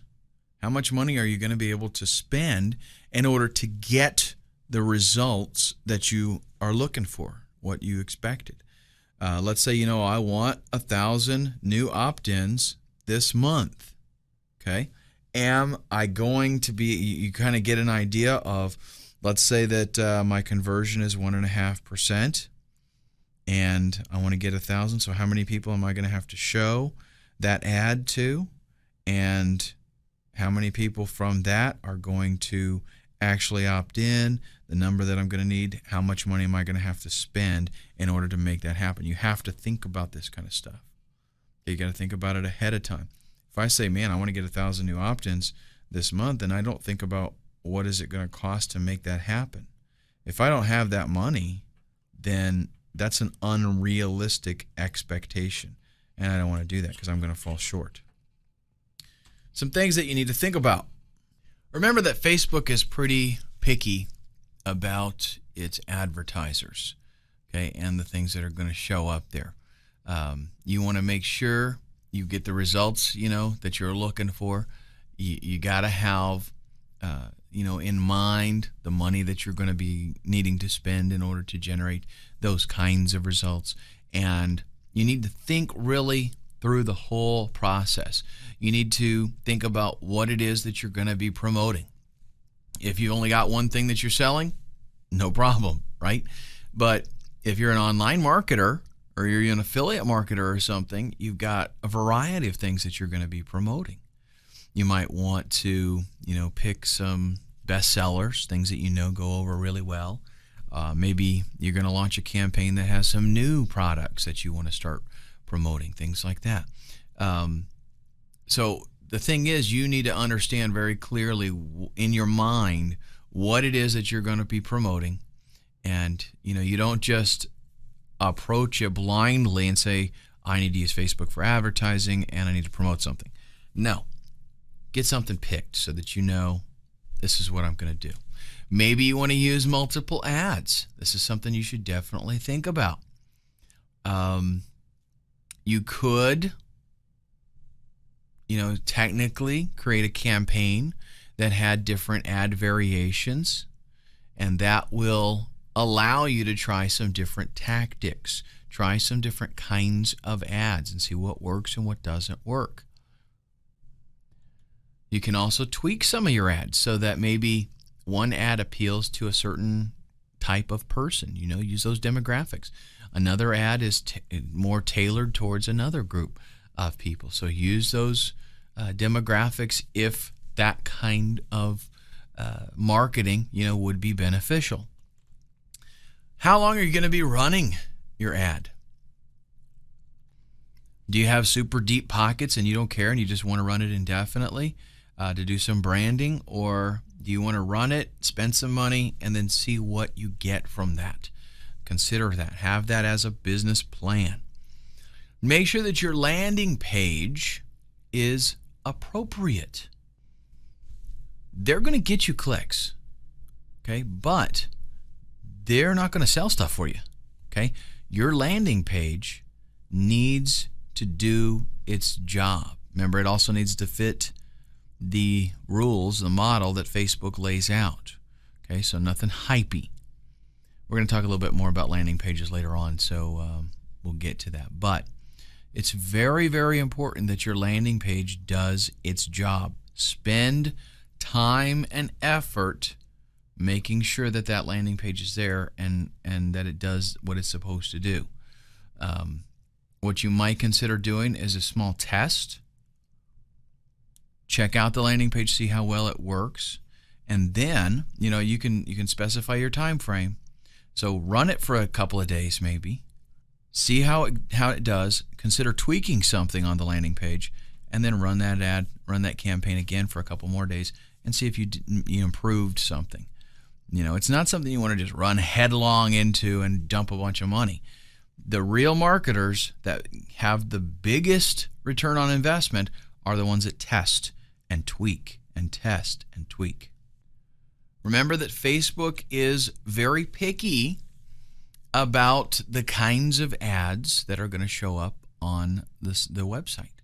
So make sure that you know those rules inside and out, and that you make sure that everything in your ad and on your landing page and all that kind of stuff, make sure you follow to the T everything that they have set up.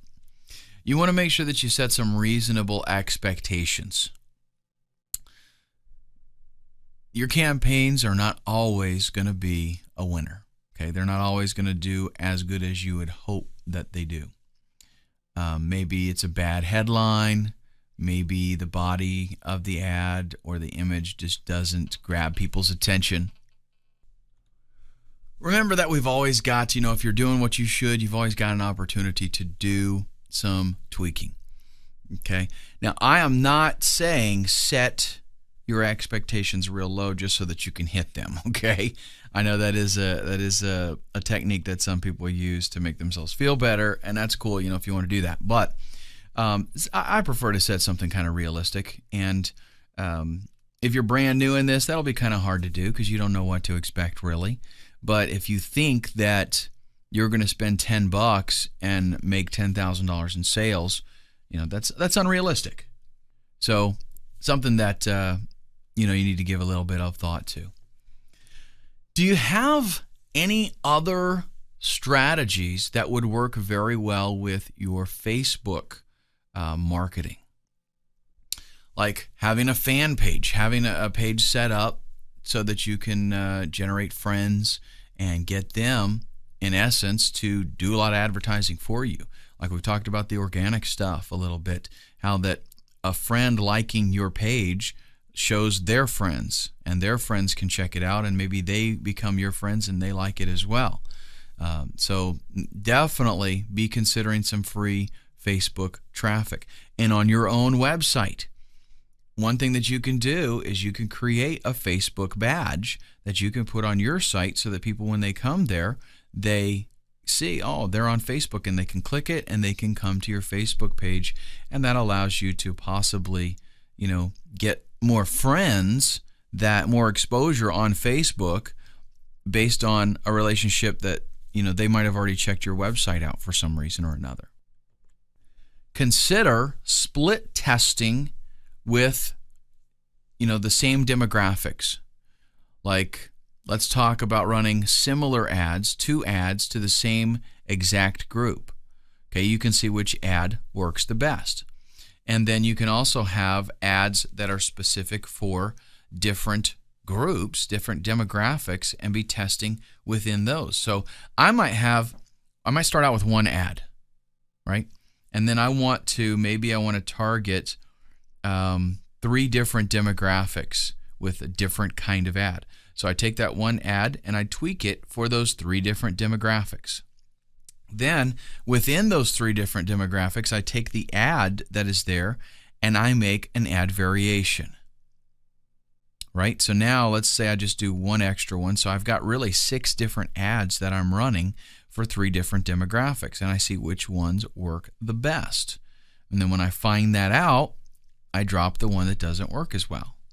That way I know that I'm getting the most for my money. Don't forget to tweak things. This is, again, the way that all business owners maximize the return on investment, is by spending the time tweaking. If you think for 1 minute that you can sit down and write an ad and that's it, it's a winner and everything's fantastic, and you walk away and you're going to be rich, I got some huge wake-up call coming to you, because that's not the way it works. That's not the way real marketers do it. You have to run it, tweak it, see which was better, and constantly perfect the system. And with these things in mind, in the next video, let's talk about who is your target. Who are you really trying to reach? To really be as successful as you can with any type of advertising, one of the things that you need to know is who is your target. Who are you actually trying to reach? There are products that, can appeal to whoever, like toilet paper, right? And there are products that are going to fit a more narrow type of demographic.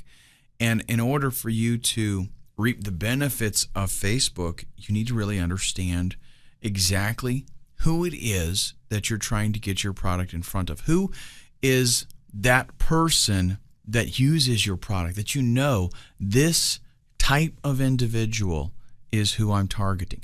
And it's best, really, if you can do it in such a way that you have in your mind one individual. So you will, if you have a product that your individual is a guy with a mohawk, he's about 24 years old, he's got tattoos all over his body, he's got a leather biker jacket on.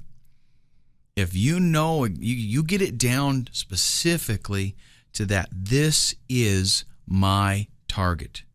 If you can target it like that, then you have a better opportunity of, number one, sculpting your ads to appeal to that individual, and number two, selecting the right demographic information to get your ad in front of the right kind of people.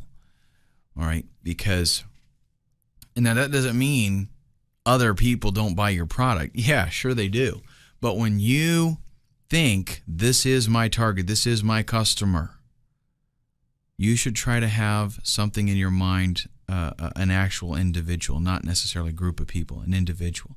And that individual might be a single mother. She's 34 years old, and you can get as detailed as you want. She's blonde. She's a teacher. She drives a Camaro, whatever you want, right? But try to, and it's not that you're making it up. You want to try to find out who is your customer, who buys these products. Also consider, are there people out there that would be buying your product as a gift? Is that something that, like if you sell toys and stuff, obviously there's going to be not only parents, but grandparents, uncles and aunts, things like that could possibly be interested in your product. So is that an option? Are you a brick and mortar store? Do you want to do some geographical targeting? Is the product or service that you have available something that could appeal to everyone globally, or is it something where you need to narrow it down? You need to be able to do that, because there's no point in having an ad. If you're selling something, a service, let's say that you only service a 50-mile radius of your actual store, there's no point in having that ad displayed all over the world. Okay, you're going to pay for those clicks. You're not going to use them. Split test demographics with multiple ads. I've mentioned previously the importance of doing some testing. Remember that you have the potential here, the ability to select different demographics and multiple ads within those demographics. It's very important that you consider doing that, because certain kinds of ads will appeal to different age groups. It'll appeal to different genders. Even though you're selling the same product, there's certain things that you can do that will appeal to who you're targeting. So make sure you take advantage of that. You have to have a good understanding, a clear definition of what your market is, who your market is, before you sit down to try to create your ads. It's going to help you focus on, what type of action you're trying to get. It's going to help you make a connection with them. Yeah, this is why it's so important to sit down and do this planning prior to just making an ad. Who am I appealing to? What am I trying to get out of them? What's my desired action? These things are very, very important so that when you sculpt that ad, it matches up even better. And, of course, we're still going to be tweaking the ad. But imagine if you don't sit down and think about this stuff. You don't sit down and consider who it is that you're targeting, and you just create an ad. It's not going to be very effective. Let's talk about budget. We want to go over a little bit of what it takes to get, your ad displayed, because we kind of have to try to factor things in with what it is that we're going to actually be paying. What's actually going on behind the scenes is you're bidding on what you would be willing to pay to get your ad displayed in a certain scenario. Okay, let's say demographics match, all that kind of stuff, and this is where I want to show up, right? Now, there's going to be other people that also want to show up there. So what happens is you put in your bid, and you're either going to do the pay per click kind of model where you're paying per click, or you're going to do the CPM model, which is per 1,000 impressions. So if you just want to get your ad displayed, no matter how many clicks, 1,000 impressions, you pay a certain amount of money. Obviously, you don't know how many clicks, necessarily you're going to receive. You might get a lot, you might get less, and you pay the same amount. With the pay per click model, you're going to pay just when you get a click. So what happens is when a viewer comes to a page to load it, Facebook goes out and it sees who all wants to advertise on that page. And this happens super duper fast, right? And it checks out the amounts, the bid amounts, and the highest bidder is, in a nutshell, the highest bidder is going to win. There's some other factors that we're going to talk about here, but for the most part, the higher bidder, let's say, is going to win. You don't, though, necessarily pay your high bid amount. Let's say you bid 30 cents on something. Somebody else bid 20 cents on something. You're going to pay less than 30 cents because it's going to just bump you up to whatever it takes to beat out the other guy that was bidding 20 cents. Okay, so it doesn't automatically bump you up to your 30 cents. It just does whatever it needs to do to win. Okay. Well, one of the factors that it's going to take into account, though, in addition to that, is past performance. Because it's not just about money. The more successful an ad is, the more likely it's going to be that that ad is going to win other bids for placement there. Okay, that doesn't mean that a new ad is going to not win. Okay, but it's not going to necessarily show up as much. What's going to happen is Facebook is going to look at how often does this ad actually get a click.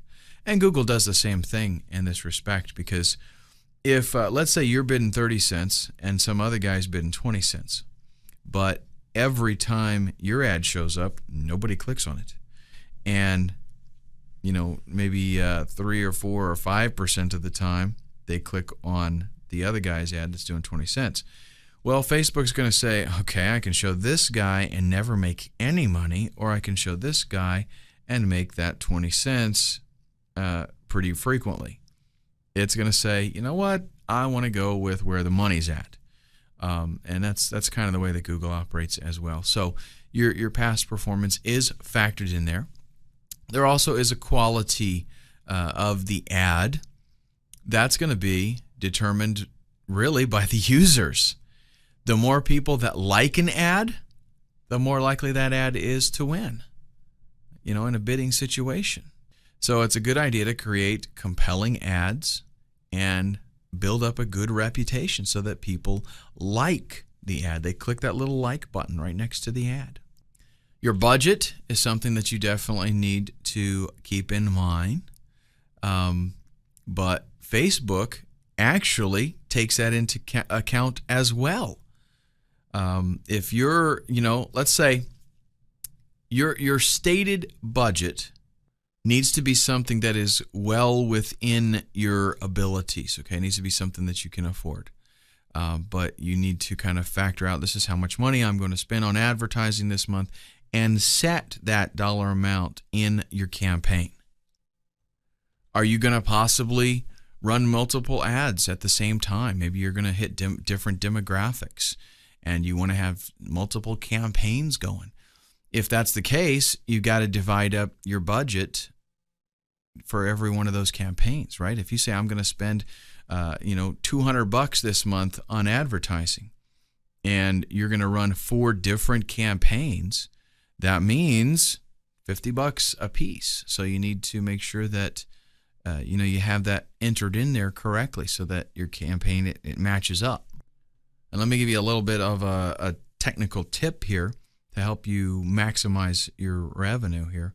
When you first start out with this, you don't know necessarily what ads are going to do well, right? So what you can do is you can lower your bid amounts so your ads aren't going to show up as much. But once you start to get some stats, you'll be able to tell, okay, yeah, this ad is outperforming these other ones.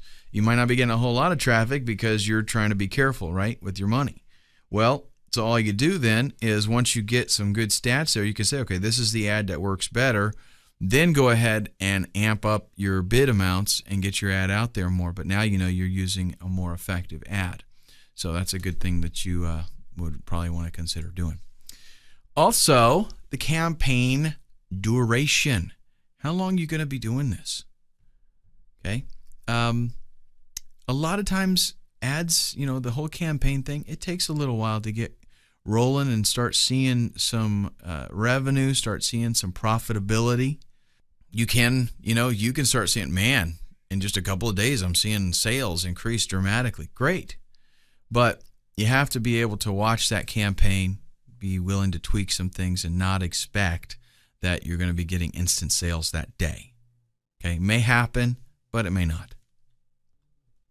Then we want to consider our bid amount. How much is it worth to you to get clicks? As a business owner, whatever you're promoting, you have to understand that there's going to be a point that something is profitable, and that beyond that, it becomes unprofitable.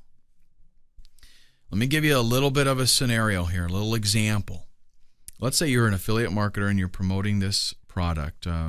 Let's just say it is 16 gigabyte thumb drives, okay? And you will make $5 off of the sale of one of these thumb drives.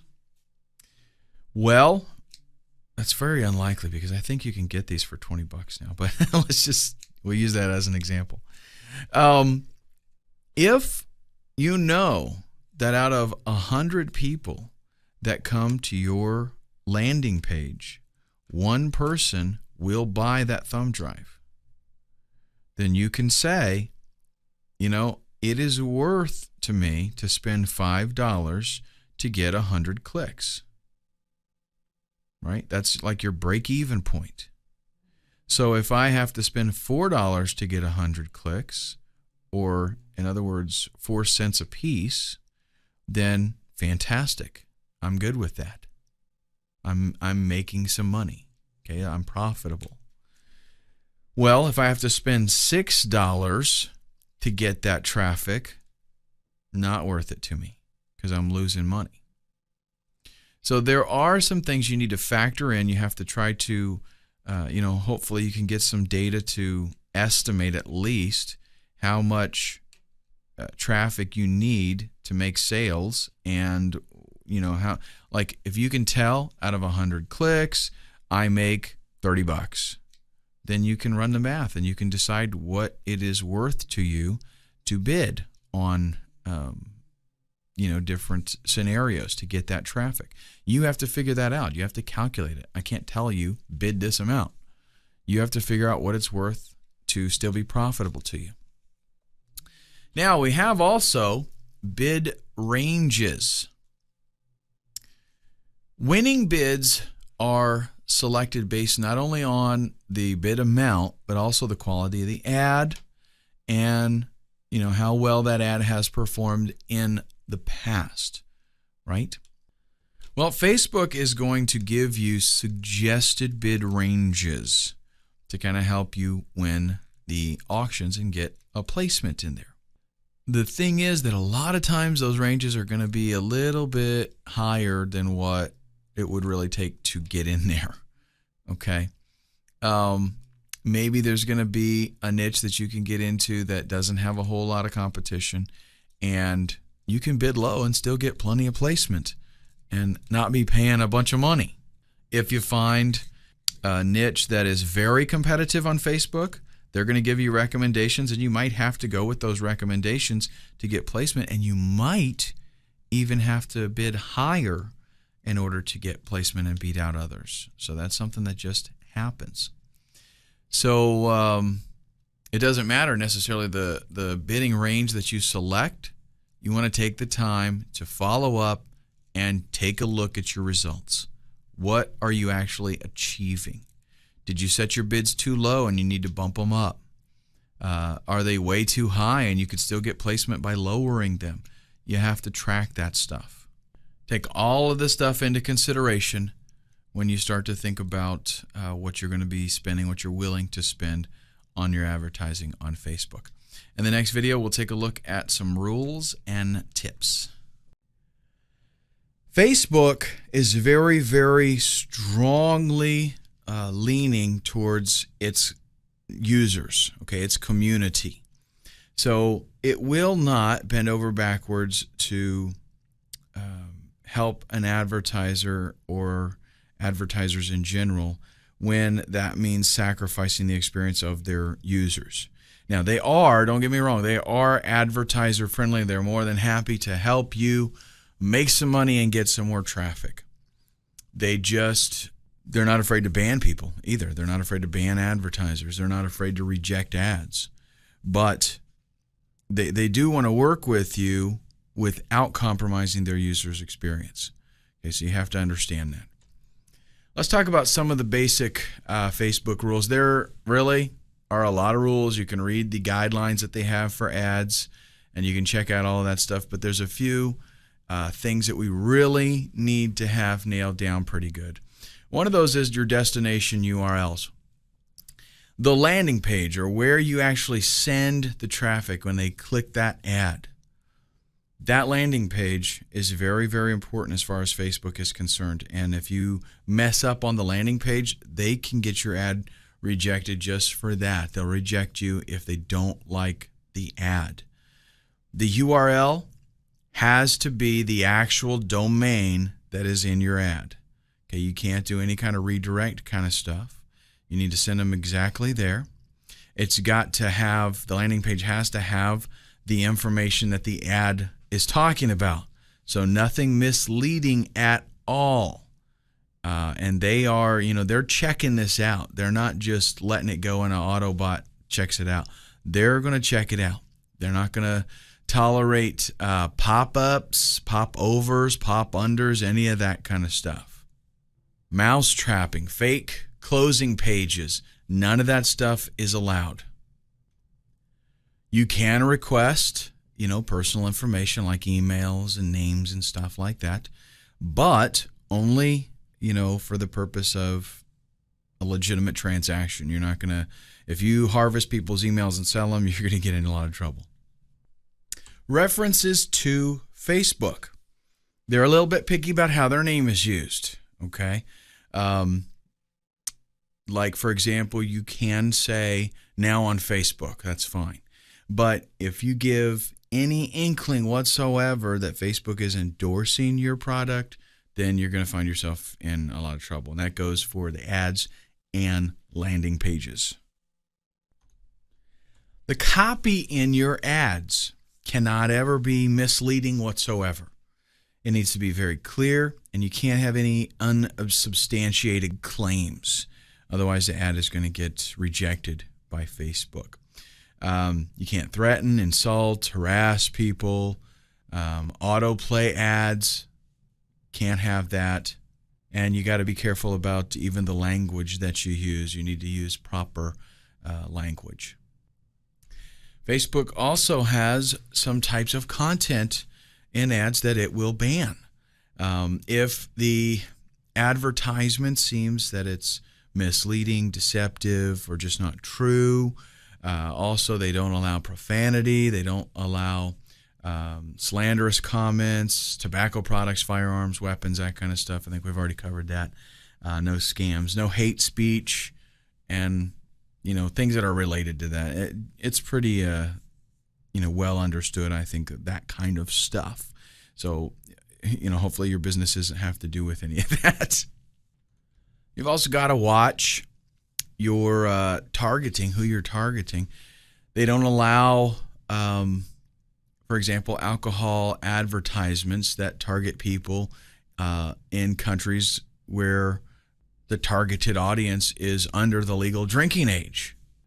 Advertisements about contraceptives and things like that. You can only target 18 and up. So if you think that your, whatever it is that you're promoting is one of those questionable things, then you definitely need to check out, their rules, read up on that, and make sure that everything's going to be okay. Now let's look at some of the standards that Facebook gives us. The good news is they really don't have a lot of fine print. Okay, it's all pretty much above board, but you might want to glance over the requirements and read them so you can just, it might save you a lot of frustration later on. So you have a good idea of what's required and what you can and can't do. So go ahead and, give the requirements a little read. It's not very long, fortunately. First thing you want to do is check out your landing page in great detail. A lot of times, at least most of the time, I do it myself, advertisers create their landing pages before they try to do an ad campaign, right? So what you got to do is make it a point that until you are very familiar with what Facebook is going to allow, you got to make it a point to go back and check out that landing page, make sure that it falls, within the guidelines. After you know these requirements, then the next time you want to create a landing page, you're probably going to be a little bit more careful. And you wouldn't be the first person to create a landing page and then create a different one, specially modified for Facebook, that makes sure that it meets the requirements. Make sure that your ad copy is straightforward, everything. You can't have anything false or misleading. Say who you are, what you're doing, why the user needs to click through and check out your product. Just keep it simple and focused, and you should get approved very quickly. Watch your grammar. Facebook is actually very serious about the proper use of language in its ads. So you need to make sure you don't have any spelling mistakes, use the right sentences and spacing and sentence structure and things like that. Just, as if you were trying to make your English teacher happy. You don't want to do things like capitalize every letter in a word just to emphasize it. They don't like that. And now here's one that is a bit different than Google, the use of symbols. A lot of times we try to use a $sign or something, or a pound or something to draw attention. Don't get cute with your Facebook ads. They just don't like it. Correct targeting. You want to be very careful that you select the desired target audience that ad copy is going to be relevant to and acceptable. Again, you try to target 15-year-olds with contraceptive products and you're going to be in big trouble, okay? As far as the ad's not going to make it. And you might get yourself to the point that they, just ban your account entirely. Make sure you review your account information. Once you've got that ad ready to go, take time to fill out everything else. Make sure all your ducks are in a row there. Payment problems, account information that's not valid, that can hold up your ads. And let's say that you accidentally did a wrong phone number and they try to contact you and it doesn't go through, and they're going to get suspicious. It's going to cause all kinds of problems and headaches. Okay, so just review your information, make sure it's all accurate. Now, let's get a little bit more specific on the landing page itself. Your advertisement copy is very important, right? Just as important is your landing page, possibly even more, because this is going to impact your ability to gain approval from Facebook. Obviously, the landing page also is going to affect your ability to close sales, to make money, to do what you're trying to do with the traffic in the first place. So, it doesn't matter if you got to balance this. You got to meet Facebook requirements and you got to be able to sell, whether you're selling an opt-in or selling a product. If you haven't made your landing page yet, or you're going to be reviewing it to make sure that it's qualified for Facebook, double check your copy. Okay? That is essentially an extension of your ad. If your ad talks about children's shoes on sale, then the landing page needs to have children's shoes as its main focus. So keep the ad landing page relationship very relevant. Again, you cannot have any pop-ups. You want a very clean landing page that focuses on one thing, either selling your product or selling somebody else's product as an affiliate. If there are any pop-overs, pop-unders, any of that kind of stuff, they got to come off of there because you're not going to get approved. You might even have to create, a whole new landing page specifically for Facebook that does not feature the pop-ups. Because pop-ups are powerful, okay? Let's just admit that they do work. So if you're going to use them in your marketing in other aspects, then that means you're just going to have to create another copy of that page without the pop-up and send your Facebook traffic there. You want to make sure that any images that you use on your landing page are appropriate. And I would say use images. You want to create a good user experience, but you don't want to violate any of Facebook's policies. So the things that the kinds of content that Facebook does not approve of, you don't want that on your landing page. Make sure that all your copy on the landing page is very clear and defined as far as what its purpose is. That's better for your Facebook approval, and actually it helps you close sales. If you have 100,000 hits come to your website, but your landing page can't convert that traffic, then it's not really doing you any good. And let's talk a little bit about that, closing the deal with your landing page. You want your pages to be visually appealing. The wording itself is what's going to, sell whatever it is that you're trying to promote. And when I say sell, I'm not necessarily talking about making money. I'm talking about whatever your call to action is on that landing page. If it's to get an opt-in, or if it's to, get somebody to sign up for something, get them to join, get them to buy right there, get them to check something else out. whatever your call to action is. Your words are going to sell that. But the graphics that are on the page, they need to be clean, professional, and support that. They need to lend a helpful hand to creating something that is visually, aesthetically, something that we would like to look at. You don't want to make crazy wild colors that make people nauseous. You don't want the website to be super busy. You just want a nice, clean, direct, attractive, eye-pleasing type landing page. Something that somebody can come there and it's not going to hurt them to continue looking at your page, right? And believe it or not, I see lots of these on the internet still today. So images and video do sell. If you're going to sell products, your landing page needs to have some very nice, attractive pictures of those products. And if a picture is worth 1,000 words, then a video is worth 1,000 pictures. So definitely want to consider that. You want your ad to be focused and your landing page to be focused and relevant. One thing that advertisers have tried to do on occasion is have an ad that is somewhat misleading. When people come to the landing page, they find out, wow, this is something totally different, and I'm not sure what to do, and I'm not even sure that I'm interested in this, and I definitely don't know what to do next.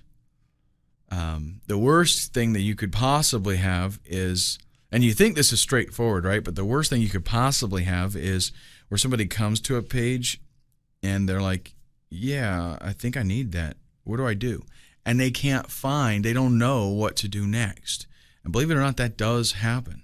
So definitely a defined call to action telling them what to do is something that is critical for your landing page. A lot of times, having less content on a landing page can actually be more effective. So carefully selecting images or videos, carefully selecting the wording that you use, and not cluttering the landing page up and making it very easy to see what it is that I need to do. Making it easy also to digest the landing page. Making it easy to go through it. This is all wrapped up together, not only in making it aesthetically pleasing, but in selecting powerful phrases. Okay, you can say more a lot of times with 5 words than you can say with a paragraph if you don't think it through.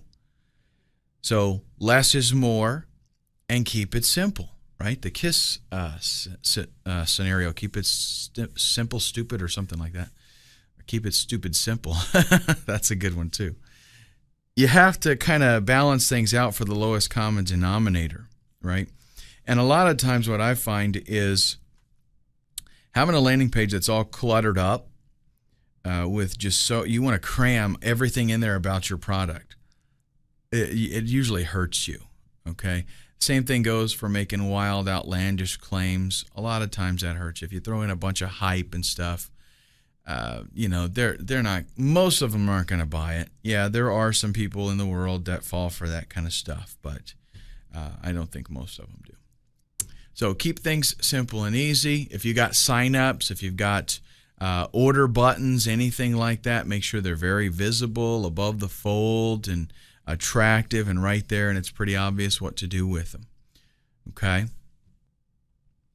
So now that you're kind of up to speed on what Facebook's requirements are and got some ideas of what needs to go into your ad and landing page, in the next video, let's talk about the actual anatomy of a Facebook ad.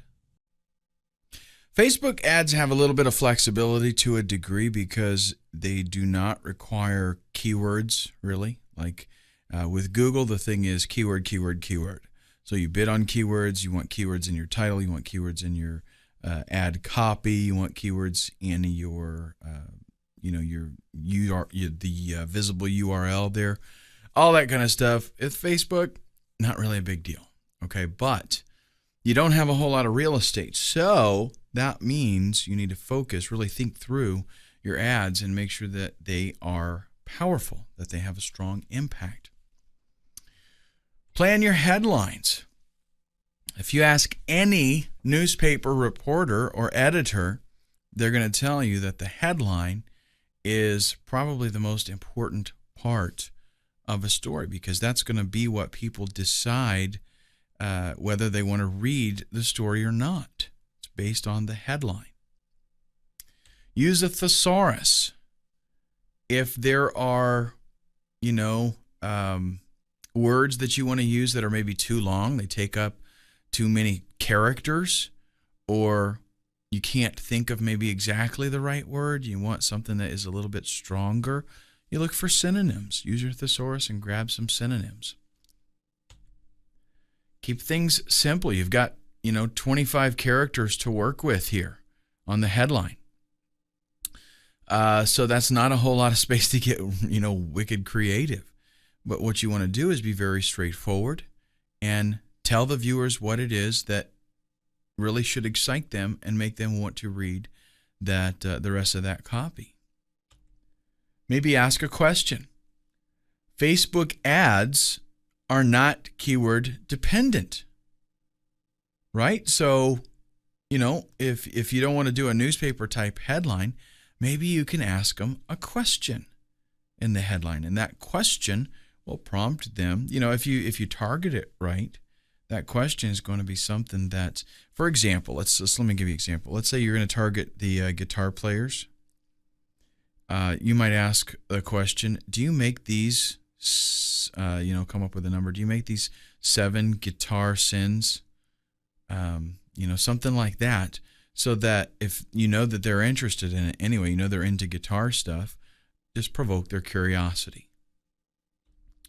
Use words that sell.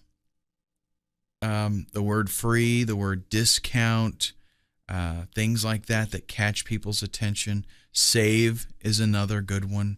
Act now, that's another one. New is a lot of times a good catchy headline. Use headlines that are going to start the selling process. So declarative phrases can work extremely well here if they're nice, short, and punchy. We want to create a good environment, so the graphics that you use can be very, very important. Right after the headline, this is probably number 2, is that graphic needs to make an impact. It's not just for branding, right? You don't just put your logo there. Maybe, you can do an ad without an image if you want to, but having that image is going to, get you better results guaranteed. Obviously, having, a professional photographer create an image of your product is going to be the best solution. If you can't do that, grab your camera and do the best that you can. But you want to have a good quality image for your ad.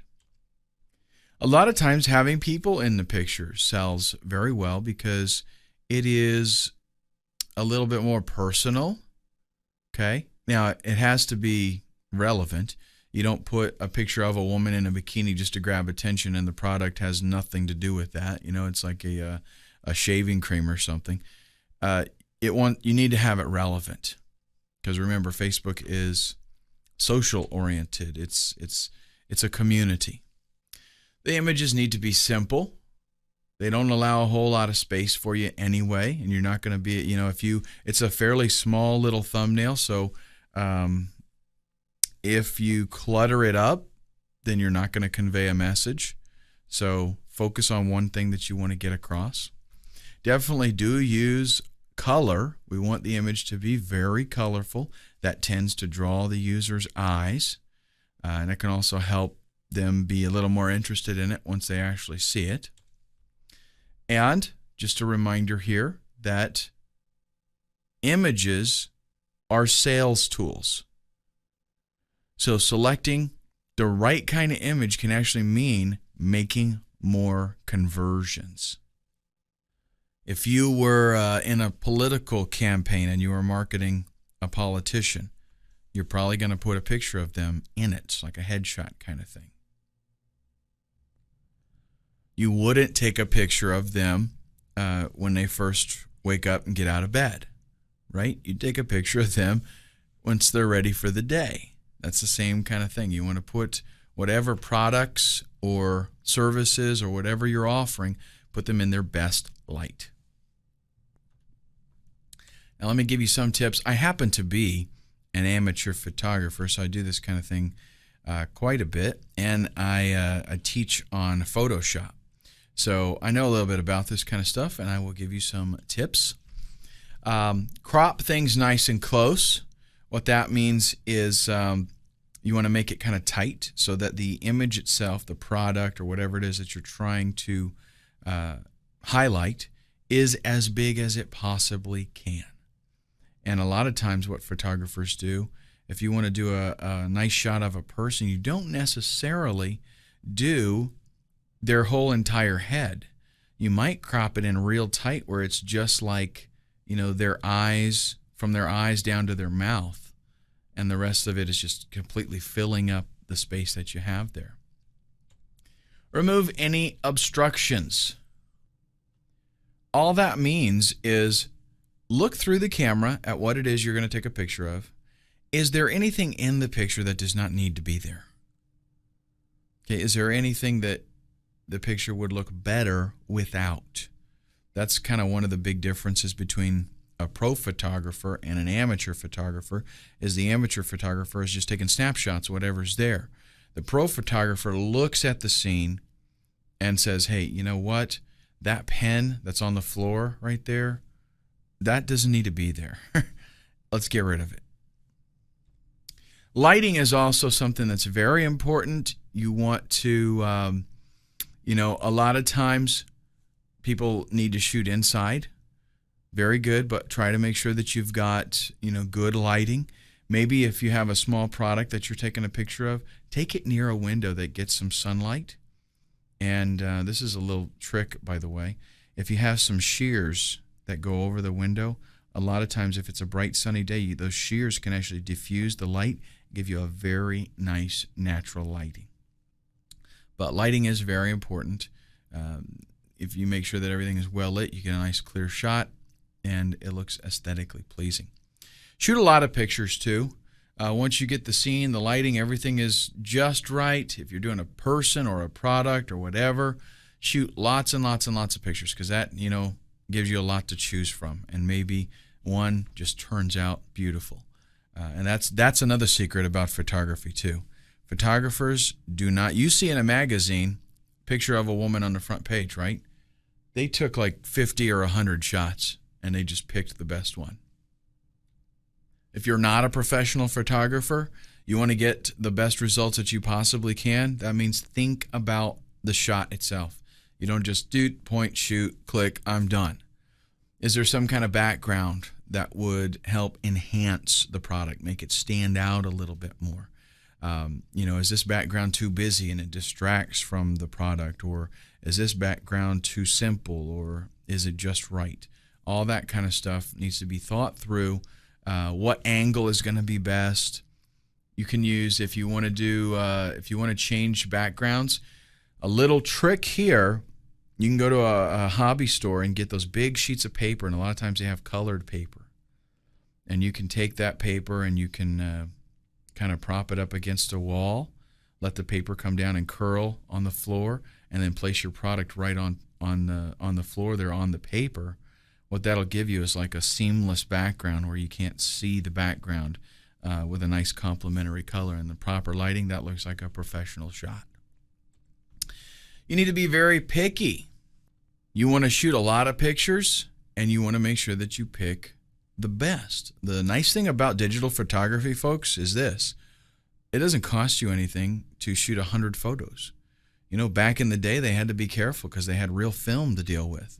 But now, just shoot as many as you want. If you don't like what you got, then go back to the drawing board. Shoot again. Facebook rules, you got to keep these in the back of your mind. The landing pages, the ad copy, all that kind of stuff has to meet Facebook's requirements, and so do images that you use. You want to make sure they're not offensive or racy or anything like that. And then we've also got clarity. If you've got images that are blurry, or they're too cluttered, or they're dark, they didn't turn out, the exposure wasn't good, don't even consider using them. Okay, you want nice, sharp, clear, clean, professional-looking images. Let's say now that you've got your ad created and you're really happy with it, okay? Does that mean, bam, this is it, I quit now, just load this up and I'm done and just make as much money as I possibly can with that ad? Not if you're a real marketer, it doesn't mean that. Real marketers do split testing. Split testing involves making changes to your ad and documenting those changes to see what helped and try to get the best performing ad. The fact is, check this out, not all ads work the same. If you just change one thing in an ad and you run the two, one of them will perform better than the other most of the time. Now, there could be cases where it doesn't make any difference really, but that's not usually the case. So here's what we do. The things that we want to test the headline. And what this would mean is we take an ad, we like this ad, we've put it together. We now create another ad exactly the same, except we use a different headline. So then we will let the first ad maybe run for a set number of exposures, a few hundred, so you can get some good data, some stats, and we see how many times it was clicked. Then we let the second ad run with the different headline. We see how many times it was clicked.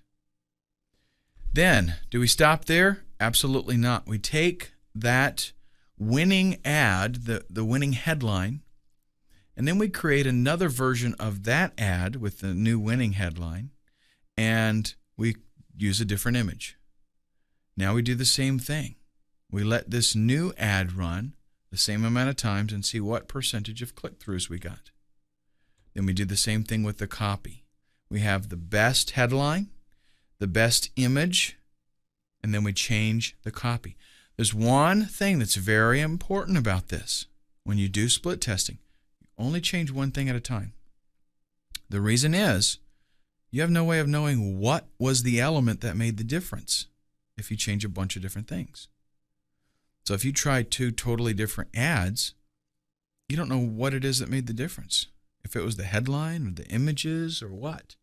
So you change one thing, you let it run, you see how it performs, and then whatever the winner is, that's what you use to mold for the next test. And you want to be patient with this. It is going to take a while, not only for getting results, but it's going to take a while for you to see, how effective it was in terms of you actually making sales, right? If you got some kind of opt-in and there's a long sales funnel process and you're not really expecting to make sales for a few days anyways, because you're selling them with an email autoresponder or something like that, you got to be patient with it. And also don't just make a decision after you get like 100 impressions. Oh, this ad stinks or this one's okay. You want to get, a fair amount where you can say, this had a lot of traffic, it had an opportunity, and these are the results. Up next, let's talk about bidding strategies.